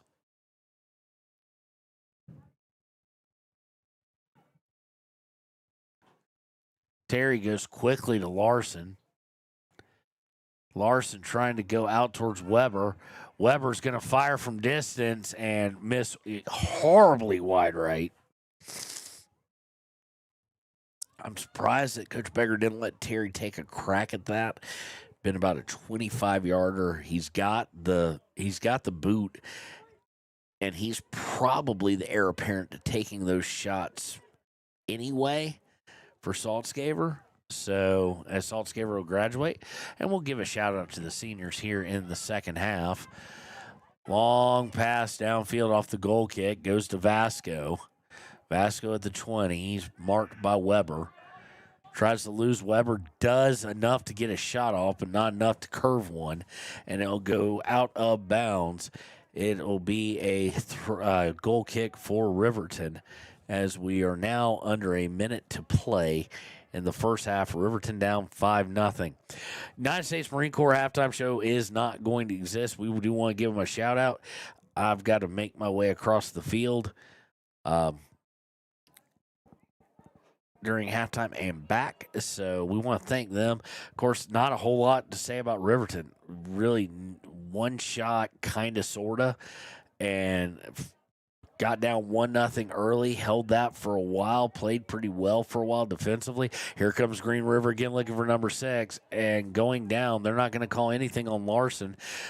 Green River looks confused. I don't blame them for looking confused because they've called so many lesser things. Riverton trying to counter. Larson on the far side. Tries to come across the middle and has it poked away. He's trying to get, I think, to Kinsler. And that's going to do it for the half. So Riverton 5, Green River 5, Riverton 0. It has been a nightmare of a day so far, a nightmare of 48 hours for the Riverton Lady Wolverines and Wolverines. Riverton, the boys, the only ones who can do anything about it now. Coming back, maybe not. Let's be just honest. However, getting some positivity to lead into the next week would be nice to at least get a goal or two. So we'll see if they can or not, and we'll be right back here with the second half after we pay some bills on WYO Today.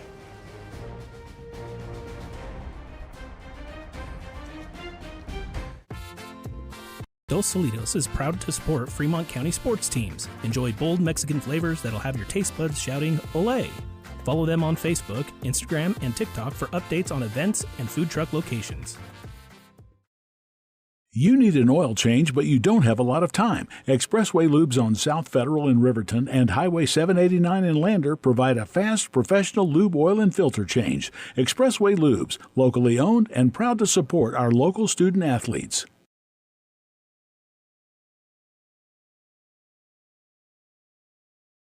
B&M Septic and Excavation offers prompt professional service. Call them today for a quote at 850-2200. They serve far and wide across Fremont County and deep. B&M Septic and Excavation is proud to support Fremont County sports. Why should your new floor come from Carpet One? Because we're passionate about the spaces our neighbors call home.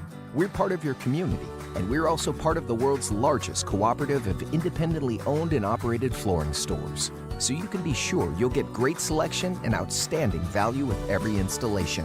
Whether it's carpet, hardwood, tile, or luxury vinyl, our experts take the guesswork out of choosing the right floor. We're your local Carpet One Floor and Home, the one store for your perfect floor.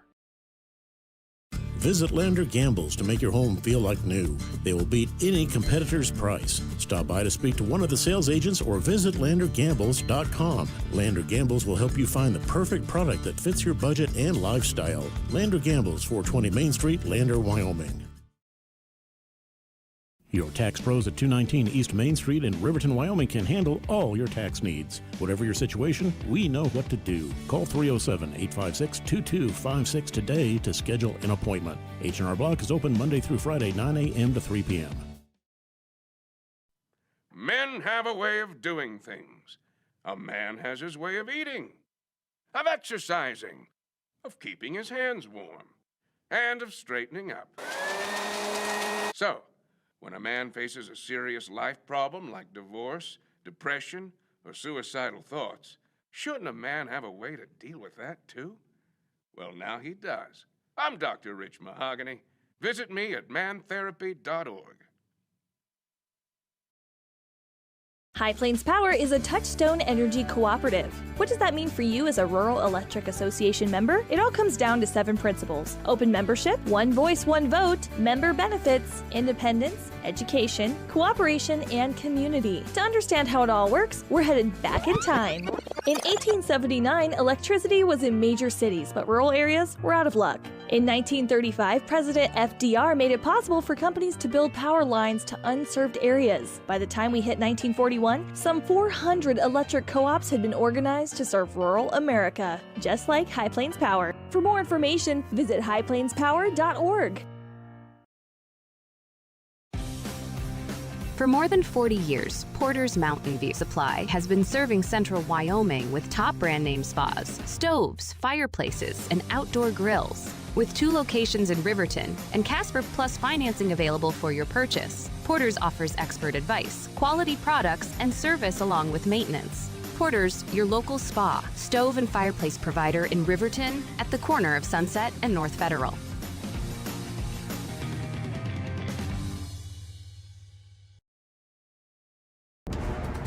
Exploding at 200 miles per hour.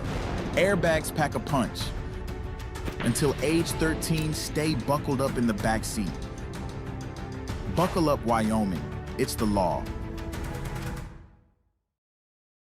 Arapahoe First is proud to support all Fremont County athletes. Just like the hard work you put into every game, we're here for tribal and non-tribal members alike. Wishing every athlete a season of strength and success. Call 307-463-4185 to discover what Arapahoe First can do for you.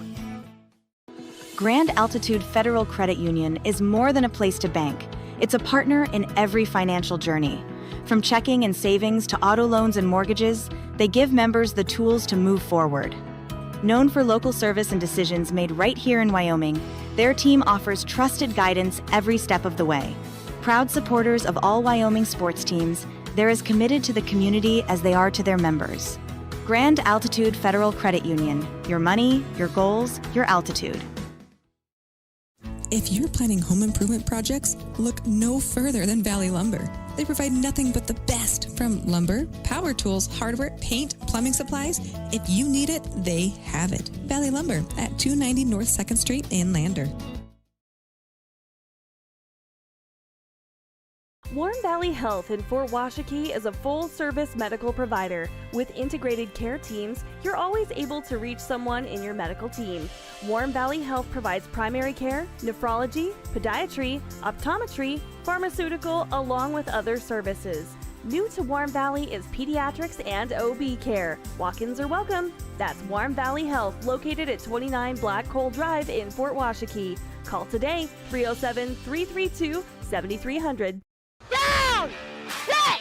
Midway! Midway! Midway! Come to Midway Auto and RV and score big when buying a car, truck, or SUV. Every vehicle goes through a 100-point inspection, and every vehicle comes with a warranty. Our Super Bowl is giving our customers the friendliest service, the easiest buying process, and the best deal possible. Treat Midway like the home team. We always make the best play for our customers. Come experience the Midway difference, where you're not just a customer, you're part of the Midway family. Heinz General Store has been the grocery store of choice for the Fort Washakie area since 1945. For this week's special, see their website at HeinzGeneralStore.net. And for convenient shopping this winter, click on Heinz Online, download the app, and shop in the comfort of home. Schedule a convenient pickup time, and the team at Heinz General Store will do the rest. Heinz General Store says good luck to all Fremont County teams. Take the next step in higher education at Central Wyoming College. Offering 2- and 4-year degree programs in a variety of fields, Central Wyoming College is transforming lives and strengthening communities through learning, leadership, and connection. I'm Winslow Friday, Director of the Wind River Intertribal Council Department of Transportation. It makes me and my crew happy when you buckle up. It just might save your life. I'm gonna get us home. Buckle up for life, Wyoming! Midway operates our 4 showrooms as one location, giving you by far the biggest selection of inventory in the region. Midway has the best buying experience before and after the sale. Our team members have more experience and knowledge to better serve you. Midway's success is based on hard work. Our team members give 110% to make sure you have a fast, enjoyable experience. We have what you need. At Midway, you're not just a customer, you're part of the Midway family. Head to Nana's Bowling and Bakery in DuBois for Family Fun Night. Now booking parties for all ages and occasions. To reserve your company, family, or birthday party, call 455-3660. Nana's Bowling and Bakery is proud to support Fremont County student athletes. Discover Thermopolis is proud to stand with our Bobcats. From local attractions to hometown pride, there's always something to cheer about here. Discover Thermopolis, celebrating our community and rooting for the Bobcats all season long. Golden Buffalo Jewelry in Riverton knows that sports bring our community together, from Friday night lights to weekend tournaments. They're proud to cheer on our local athletes and support the teams that give us so much to root for. At 407 East Main, you'll find something special for everyone. Timeless pieces, unique gifts, and a selection worth exploring. Stop in, discover the perfect treasure, and know you're supporting a business that supports local sports, where community and sparkle shine side by side. Call 307-857-2789 today. Hot Springs Pharmacy is proud to cheer on our hometown Bobcats. Whether it's game night or school night, we've got the prescriptions, health essentials, and friendly service you can count on. Hot Springs Pharmacy, your local team, your local pharmacy. Let's have a big cheer for our hometown team. Hi, my name is Deputy Krista Grove with the Laramie County Sheriff's Office. I wanted to remind everyone that no matter how big your kiddo might seem, they should probably still be sitting in a booster seat. My son, Sylvester Grove, 9 years old, still sits in a booster seat in my vehicle. I've responded to far too many crashes where there have been kids not buckled up and have seen the worst. Buckle up for life, Wyoming.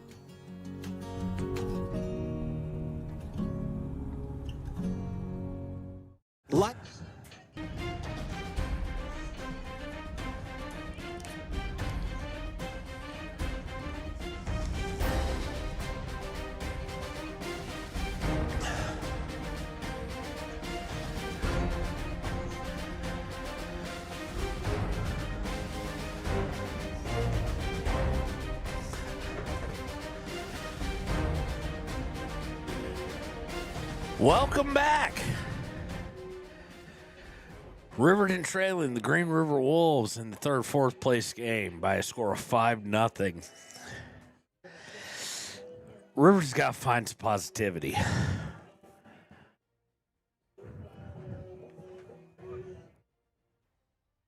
Really simple. You need to have something you can build onto. Again, lost yesterday. 13-0. Some parents were saying the Jackson student section was singling kids out. I don't necessarily have any bone in that. I did not witness it. So, as not being a witness to it, I can't really say anything to it. So, and part of that's, like the Duke Cameron crazies. I mean, 13-0 is a real mental screw job, so to speak, and you're trying to come back. Now you're down 5-0. You've had a hard time. Let's see who Riverton's trotting out there to start.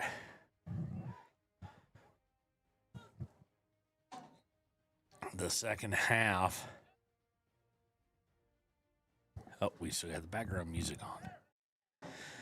Does look like Saltskaver, and it looks like we're going to get a free kick here around the 19. Terry's going to take it. Let's see if he goes goal here. Oh, goodness, and we got a stoppage of the clock already. Evidently, Tommy Vasco said something. That's at least the 6th yellow card we've had today now. It wasn't on the foul. It was obviously on afterwards. And so this is just, usually we would be done by like 12:40. It's not even going to be close. And that's going to kick the games the rest of the way on. And it's just, it's bookings and usually booking after the fact. So it's somebody's cursing or something. But we've had a lot of fouls called. Saltskaver noticeably absent on the field at the moment.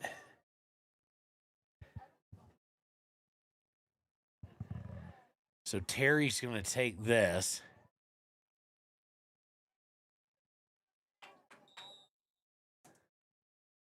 We're backing away. Terry's going for goal and just, he'll get there. He's only a sophomore. Perfect speed, perfect height, just no curvature to it, no angle to it. And the keeper for Green River easily handled it.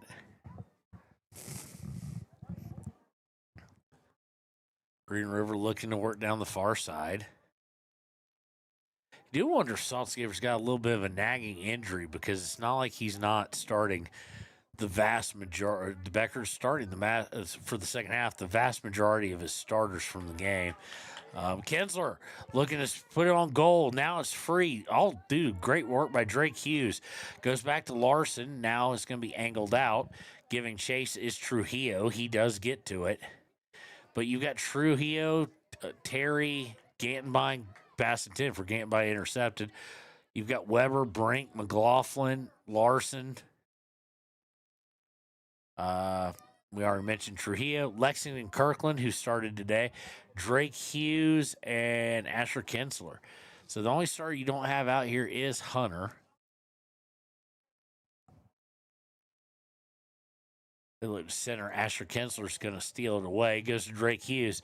Hughes tries to put it out for Trujillo and just a little too much on it, taken away by Green River. They'll work to the middle of the field and to midfield. And that's where Colby Brink will send it skyrocketing back in the other direction. Kinsler not able to get to it in time, but Larson does. Larson to Trujillo, looking for Kinsler on the back door. Kinsler's going to get to it before it reaches the inline, or at least should. And a nice slide tackle there by Kubel, and Green River's going to steal it away.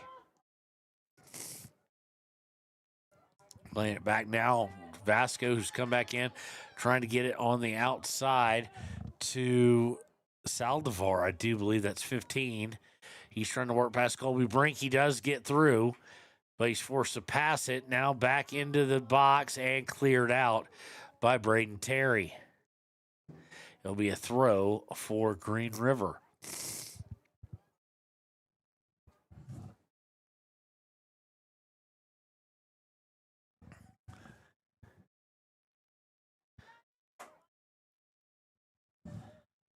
Throw into Saldivar.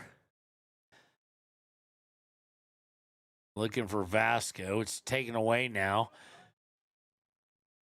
Nicely done by Gantenbein, but held on to it a little bit too long.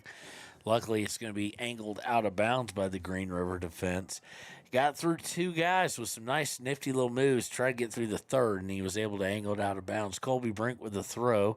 Nice little back heel to keep it from going out by Gantenbein. Unfortunately, it goes right to Green River center back. And they'll look to work this near side, getting it up to Mares. Larson takes it from him. Larson trying to keep it. Now he goes back to McLaughlin. McLaughlin will send it out of bounds, unfortunately, at about the 40.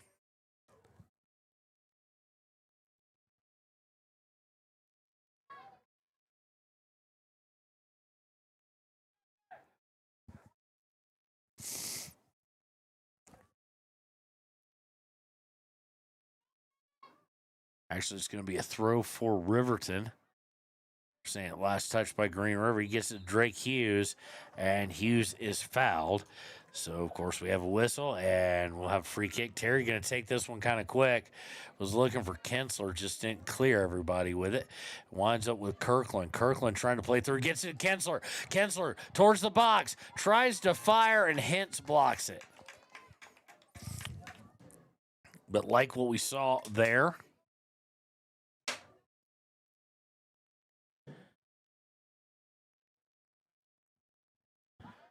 throw in by Riverton after it's cleared out. Lexington Kirkland, nice little move there. Trying to get to Trujillo, does. Trujillo to Kensler. Trujillo trying to work through, double teamed and bracketed, and they'll clear it out. But this little group of sophomore midfield and forwards playing quite nicely right now.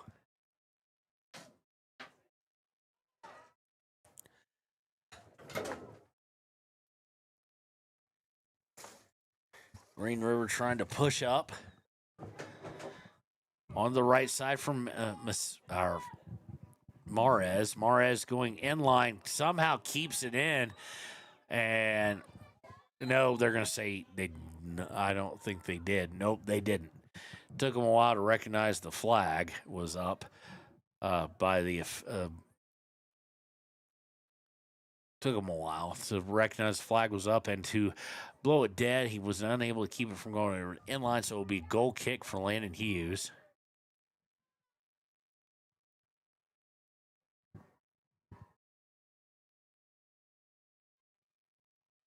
Lands between Drake Hughes and Trujillo. Played back now. It's going to go out of bounds. Last touch by Green River as Colby Brink was also giving chase. Throw-in, going to be headed out, and it'll be a throw-in about 25 yards further downfield for Riverton, past midfield and around the 27-ish maybe.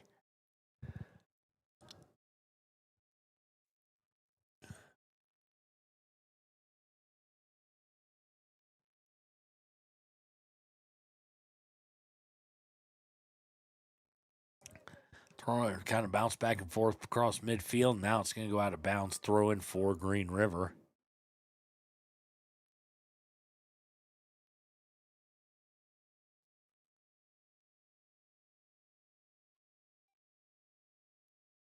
Green River, nice little passing to Peyton Larson. Just says, okay, enough of that as they were trying to come near side. Gets out. Kirkland will look to clear it. Right up on a Green River player, and then he tries to back kick it and he shoves it forward. So it will be a throw in for Riverton.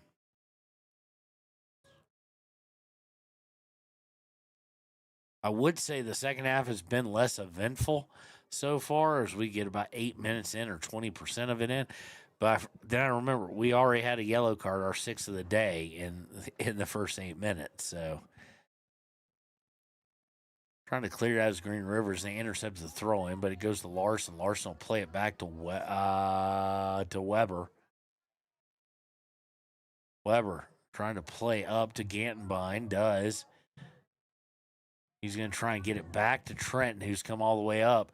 Trent reaching back for it with his leg. Didn't have good quality possession of it, and it's stolen away. Drake Hughes trying to work his way through. He's not going to be able to. And here comes a long pass, and it's whistled for offsides at the 35. Well offside was Irie Kubel. And Riverton wants to act quick. They get up to Larson. Larson to Kirkland. Kirkland lays out for Kensler, and we've got a foul against Green River. So we a free kick from 15. I'm not sure where. They fouled Kirkland, obviously. So they're going to say he got fouled around the 20. Terry's going to take it. He's there with Larson as well. Terry tries to curve it up and in, and it's going to be deflected by Green River and over the inline. It will be a corner. And we'll get to see, as far as I'm aware, or at least in games we broadcast, Braden Terry's first corner kick. As we said, he seems to be the heir apparent to Hunter taking the vast majority of them. Although you've got a couple other options potentially. Terry with the best leg, though. Let's see how this first corner that we've ever witnessed goes. It's curving out, unfortunately, and there's a whistle, and we've got an X. It looks like we've got a penalty kick. We do indeed. Didn't see what for, but it will be a PK for Riverton, and Trent Weber's going to take this. If you went in order of the way they took him the other night, it would have been Hunter, obviously, was on the field, then Asher Kinsler, then Trenton. Kinsler is out there, but, of course, he is a senior. So, and he's one of the top. He's in the group that takes him. So, Riverton somehow it wasn't violent. I can tell you that much. I didn't see a handball, but we'll see. Weber with a chance here to put Riverton on the board, and he does. Goal for Trenton Weber. So something positive will come out of it as Riverton gets on the board on Trenton Weber's PK. Happens at the 30-16 mark of the second half. And now we've had a little bit of everything. The PK and a red card is the only thing we're missing on the bingo card as far as for referee called things. And we'll see if we get either one of those. We knocked off the PK. We're more likely to see the red card because we have so many guys walking around, including the bench of Green River or the coach, with a yellow. So we've got enough guys with single yellows that we could get a second one. Drake Hughes being one of the ones who has a yellow. Colby Brink has a yellow for Riverton.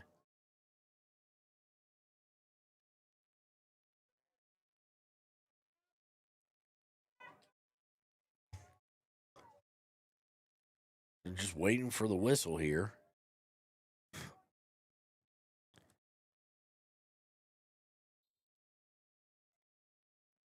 And we're back underway. Now let's see if this generates any kind of momentum either for Riverton or a response from Green River. Colby Brinks can clear all the way back down over the end line. It will be a goal kick.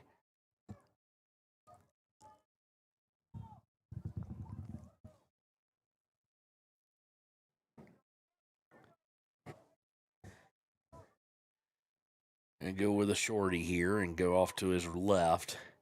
And Blake Gambine steps right in front of it and then trips over the ball. Nope, they're going to say there's a foul. He tripped over the ball. And this one's not on the head ref, so to speak. This one was called by the guy on the side. So free kick from the 13 coming from Brayton Terry. See what he decides to do here. Or what he's being coached to do. It'd be kind of hard for him to hear at this moment. Like 7 guys in the box. Sends it towards it. Headed up in the air. Free for a second. And it's going to go over the end line. It will be another corner kick. This from the near side. Looks like Larson's maybe going to take that one. Nope. Braden Terry will come back over. No, it's going to go short. Gets it back to Larson. Horrible second touch off his foot. Just too much on it. And Larson's playing all the way back. Do not like, especially without the skill level of Hunter, I don't like a short corner there. And they're going to force him to go out of bounds. This little group's playing pretty well. Don't know if they've got it in them to get 4 more, and not allow 1. But they're playing really, really hard out there. And this is kind of your future to a great extent. Thrown by Colby Brink. It's going to go past Carson Trujillo, and this could be trouble on the counter. Trying a long pass, and Trent Weber steps right in front of it. If not, it's Landon Hughes time, and Landon Hughes only. And we're going to get a foul. Kinsler didn't want it. They got it through to Drake Hughes, and Gantmine was right there, and he was quick on it. And up, And we've got a yellow. Number 7.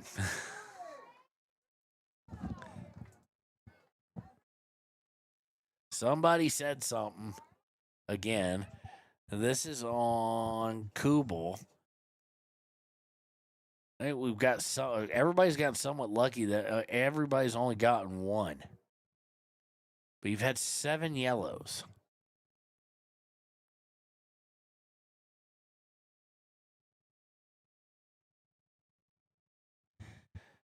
Coming in is number. That's 39. That's not on our list. We'll check the other one in just a second.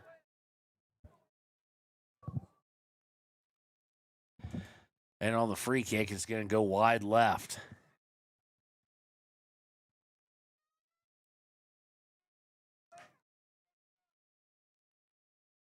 So who is 39 for? They don't have that on either one. Could be a 29. I'm just reading it wrong. No, that's definitely a 3 and a 9.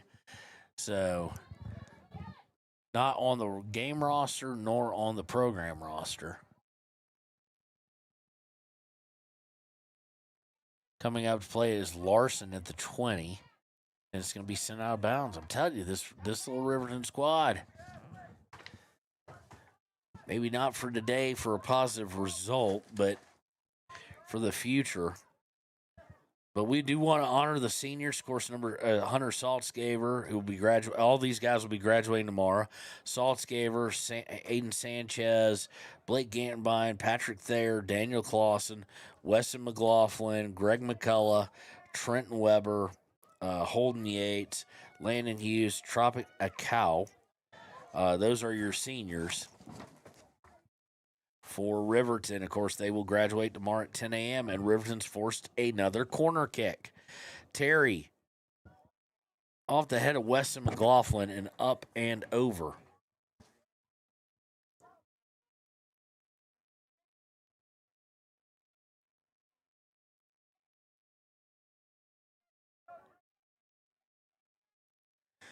Keeper with the goal kick. Gets past Colby Brink, and this really could be a problem. Colby Brink trying to make up ground, and luckily the lead pass just well out in front. Landon Hughes going into the lands of knees and feet and dives into it, gets to it first, and we'll send it forward on the punt. Weston McLaughlin going to get called for a foul here. Terry helps him up. Yellow for what? Barely people calling for yellow. At this point, it's just thing to say because they've gotten the pass too. But everybody's collecting yellows. It seems into the box is Vasco. Now he goes out to the left, threatening here. Colby Brink's going to draw a penalty most likely here. And if it's hold on, who? Wait, what?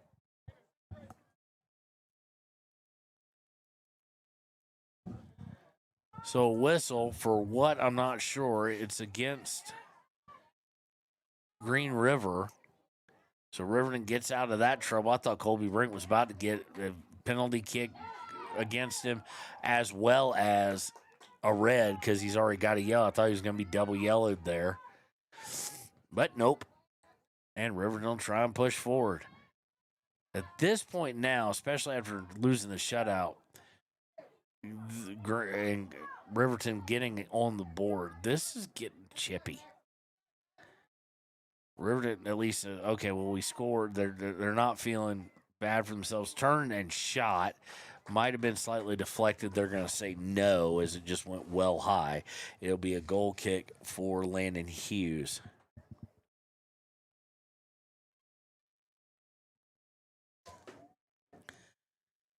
Safe travels, man. So we had the honor of having the bus driver sitting in front of us, and they're getting ready to go warm it up, pull it up so they can hit the road back to Riverton and not get back too late. Everybody kind of anticipated we might be home around 4:30. The way the refs called this one so tightly, it might be 5:30, depending on what happens the rest of the game. We've had a lot of stoppages. We've had 7 bookings, all yellows. And here comes Kinsler. Kinsler trying to hit out for Hughes. Going to be too far for him. Gantenbein trying to close the distance and close it enough to make them angle it out of bounds. It'll be a throw. Colby Brink coming off now for Gabe Cooper.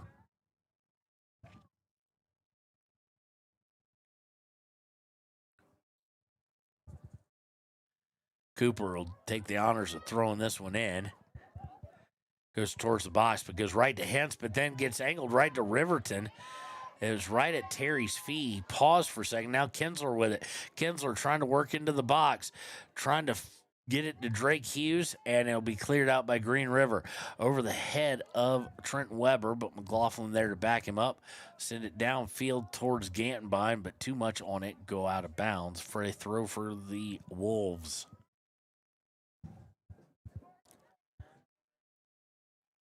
Throwing Green River.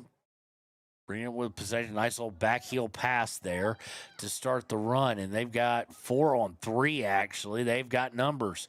And it's going to be one guy taking it. Landon Hughes comes off his line, slides into it, and gets it kick saved away.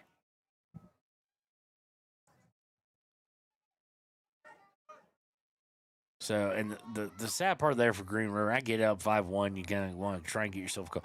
They had 4 on 3, which usually good numbers on soccer, not that. And into the center, Landon Hughes, bad pass caused Landon Hughes get bailed out a little bit there, and then he's able to save that one, and Wes McLaughlin will send it out, but not completely out of trouble. As Dax Taylor looked to send it, and now we have a whistle. Because, of course, we have a whistle. No, this one was offsides. This one was a little bit easier and more legit against Green River. But just a slightly off pass there by Green River, or they've got Landon Hughes hanging out to dry, so to speak. And that allowed him to get it. He just needed that second to get his footwork back and get kind of re-squared away. Made the kick save, and then Wes McLaughlin there to help him out and get rid of it. This goal kick is going to be sent out of bounds, so Peyton Larson will throw it in here as we're getting close to the midway point through the second half.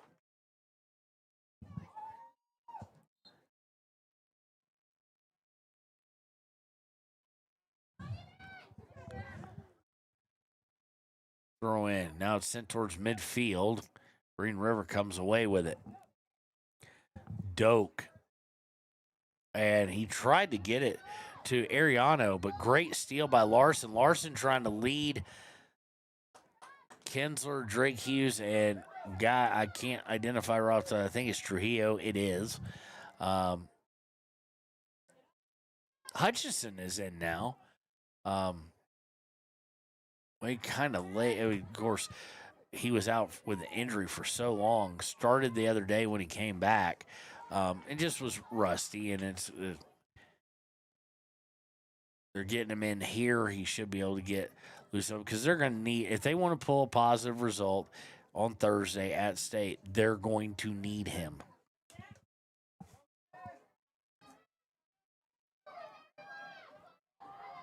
Ball's going to go all the way back to Landon Hughes. He'll launch it forward. So as we go to State and look at it, again, the girls are going to face off against the number 1 seed out of the East. That will be at 9 a.m. at Thunder Basin High School. And then on the boys' side, assuming this result holds, which it looks like it will, the boys will face the number 1 team out of the East at 11 a.m. So we'll play back-to-back on Thursday, 9 and 11, from Thunder Basin High School. So, nicest stadium, in my opinion, in the state. And as we go ahead and look at who those opponents could be, on the girls' side, it's going to be the winner of Laramie versus Thunder Basin. They kick off in about an hour and 24 minutes. Sheridan beat Cheyenne Central in extra time to clinch the third place bracket. Cheyenne Central will be the 4 out of there. And they win. Sheridan wins 3-2. Into the box. Kensler trying to push it in. Now coming up is Trujillo, and just bad angle there. And it's going to be cleared. It's going to go towards out of bounds, and we've got a whistle out of bounds. Oh, it's just out. So on the boys' side of 4A East, it will be the winner of Sheridan and Cheyenne Central. Boys, the only place that didn't go chalk, actually, with number 3 beating number 2 Thunder Basin. Campbell County and Thunder Basin play at noon to determine the 3 and 4. And we'll find out our opponent on the boys' side at about 6 o'clock as they kick off at 4. On the girls' side, we'll find out about 4 o'clock as they kick off at 2.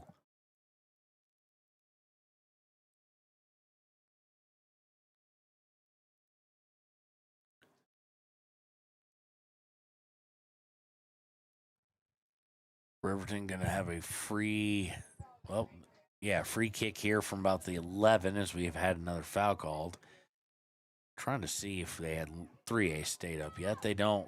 Send it in the box. Goes right to Hentz, though. And Hentz will dribble it out towards the 35. Trying to pass up, and he can't get it through. And now it'll be cleared out by his fellow defender. And Trent Weber will give chase. Trenton seems to be willing to let it go out of bounds, and it does eventually.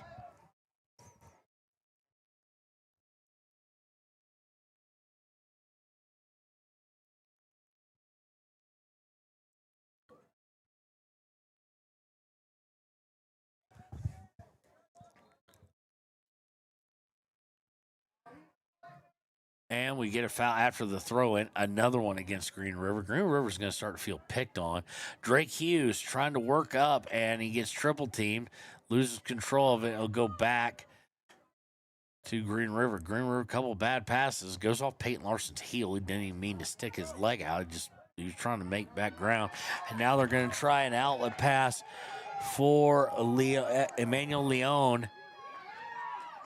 Landon Hughes way off his line. And if this gets through, it should be easy. And Landon Hughes makes up all the ground to get back. They're still threatening, though, in the box. Landon Hughes with the save. Holy cow, Landon Hughes.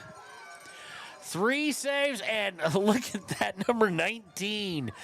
Oh, Macias comes up and just fist bumps him. He went from all the way on one side of his box, off his line, to back in his box to a save, then diving back. He's a bad man. Here's the corner, and this one's easily right to Landon. He'll pick it up and look to punt it out. But that's a positive. That you can take out positive if you're Hughes. Good to get your keeper at least a moment. His punt winds up with Drake Hughes. Drake Hughes just fighting for everything he's got. He's getting significant playing time the past 2 days. And he's gotten more and more. He had that one game where he scored and got an assist. And as a freshman, you expect him to be really good. But Green River looking to counter now. Weston McLaughlin gets in the way.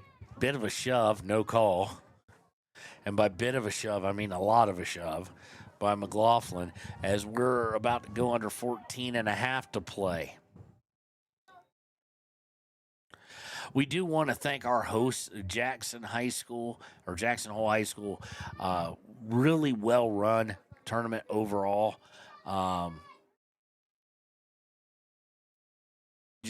They've been very helpful up here in the box.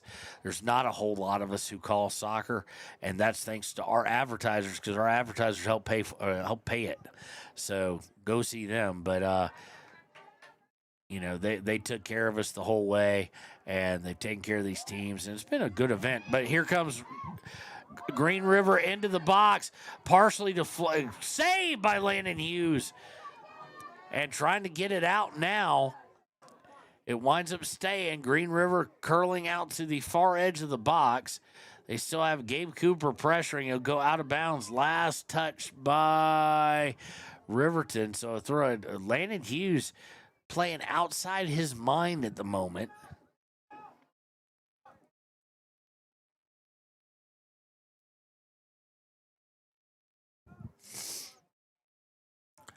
Crossing over, John Cox able to get ahead on it. But here comes Green River trying to get down the middle. Now Dane Cox sends it forward. And yeah, they're going to get Drake Hughes for dangerous play. You can't take your foot all the way up to someone's head. He didn't get it, but dangerous play. The second time he's had his foot well up high. It's kind of like a high stick in hockey. Just, no, he can't do it. Long free kick by Hintz, and it's like it was a pop fly in the center field. Landon Hughes able to just run right underneath it. Got a little more height than he probably wanted. Hughes with the punt. Goes to John Cox. Cox back to Larson. Now he's going to lay it out for Cox. Cox is not going to get to it before the keeper does.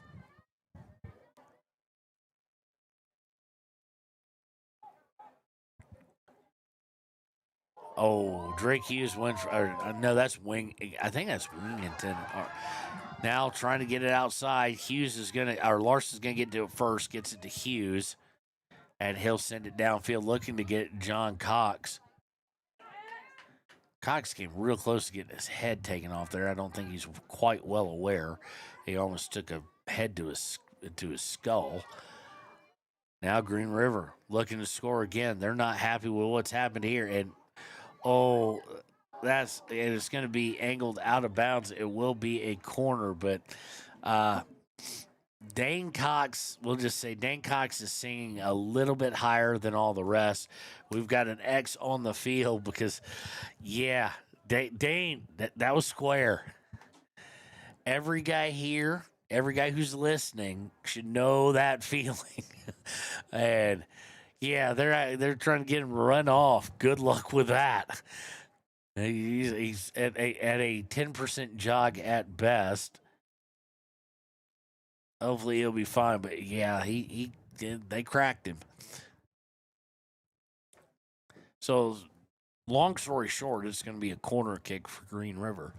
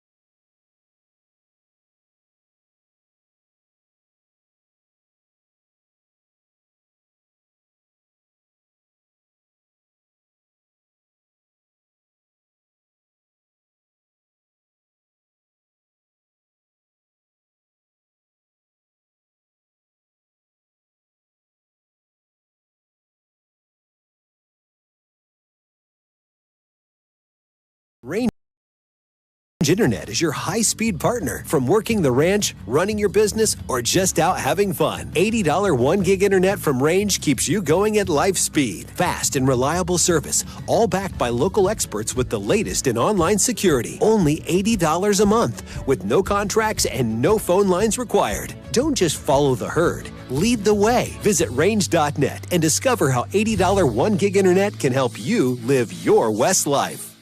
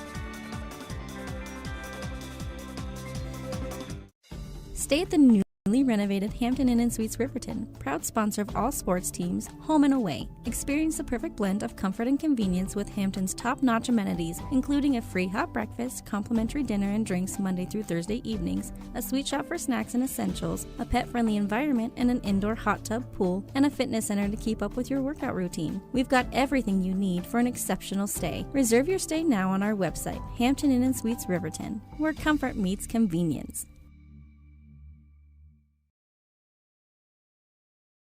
And we interrupt you with breaking news live from the Pepsi Wild Cherry aisle. Carol, can you hear us? Steve, I've never seen anything like this. The bold, refreshing, and bursting with cherry deliciousness of Pepsi Wild Cherry is, well, let's just say everyone is getting wild. Getting wild? That's right, Steve. There's dancing, binge-watching, and is that a slip and slide? They're really putting the wild in Pepsi Wild Cherry, and this on-the-scene reporter can't wait to pop, lock, and drop it. Pepsi Wild Cherry. Go ahead. Get wild.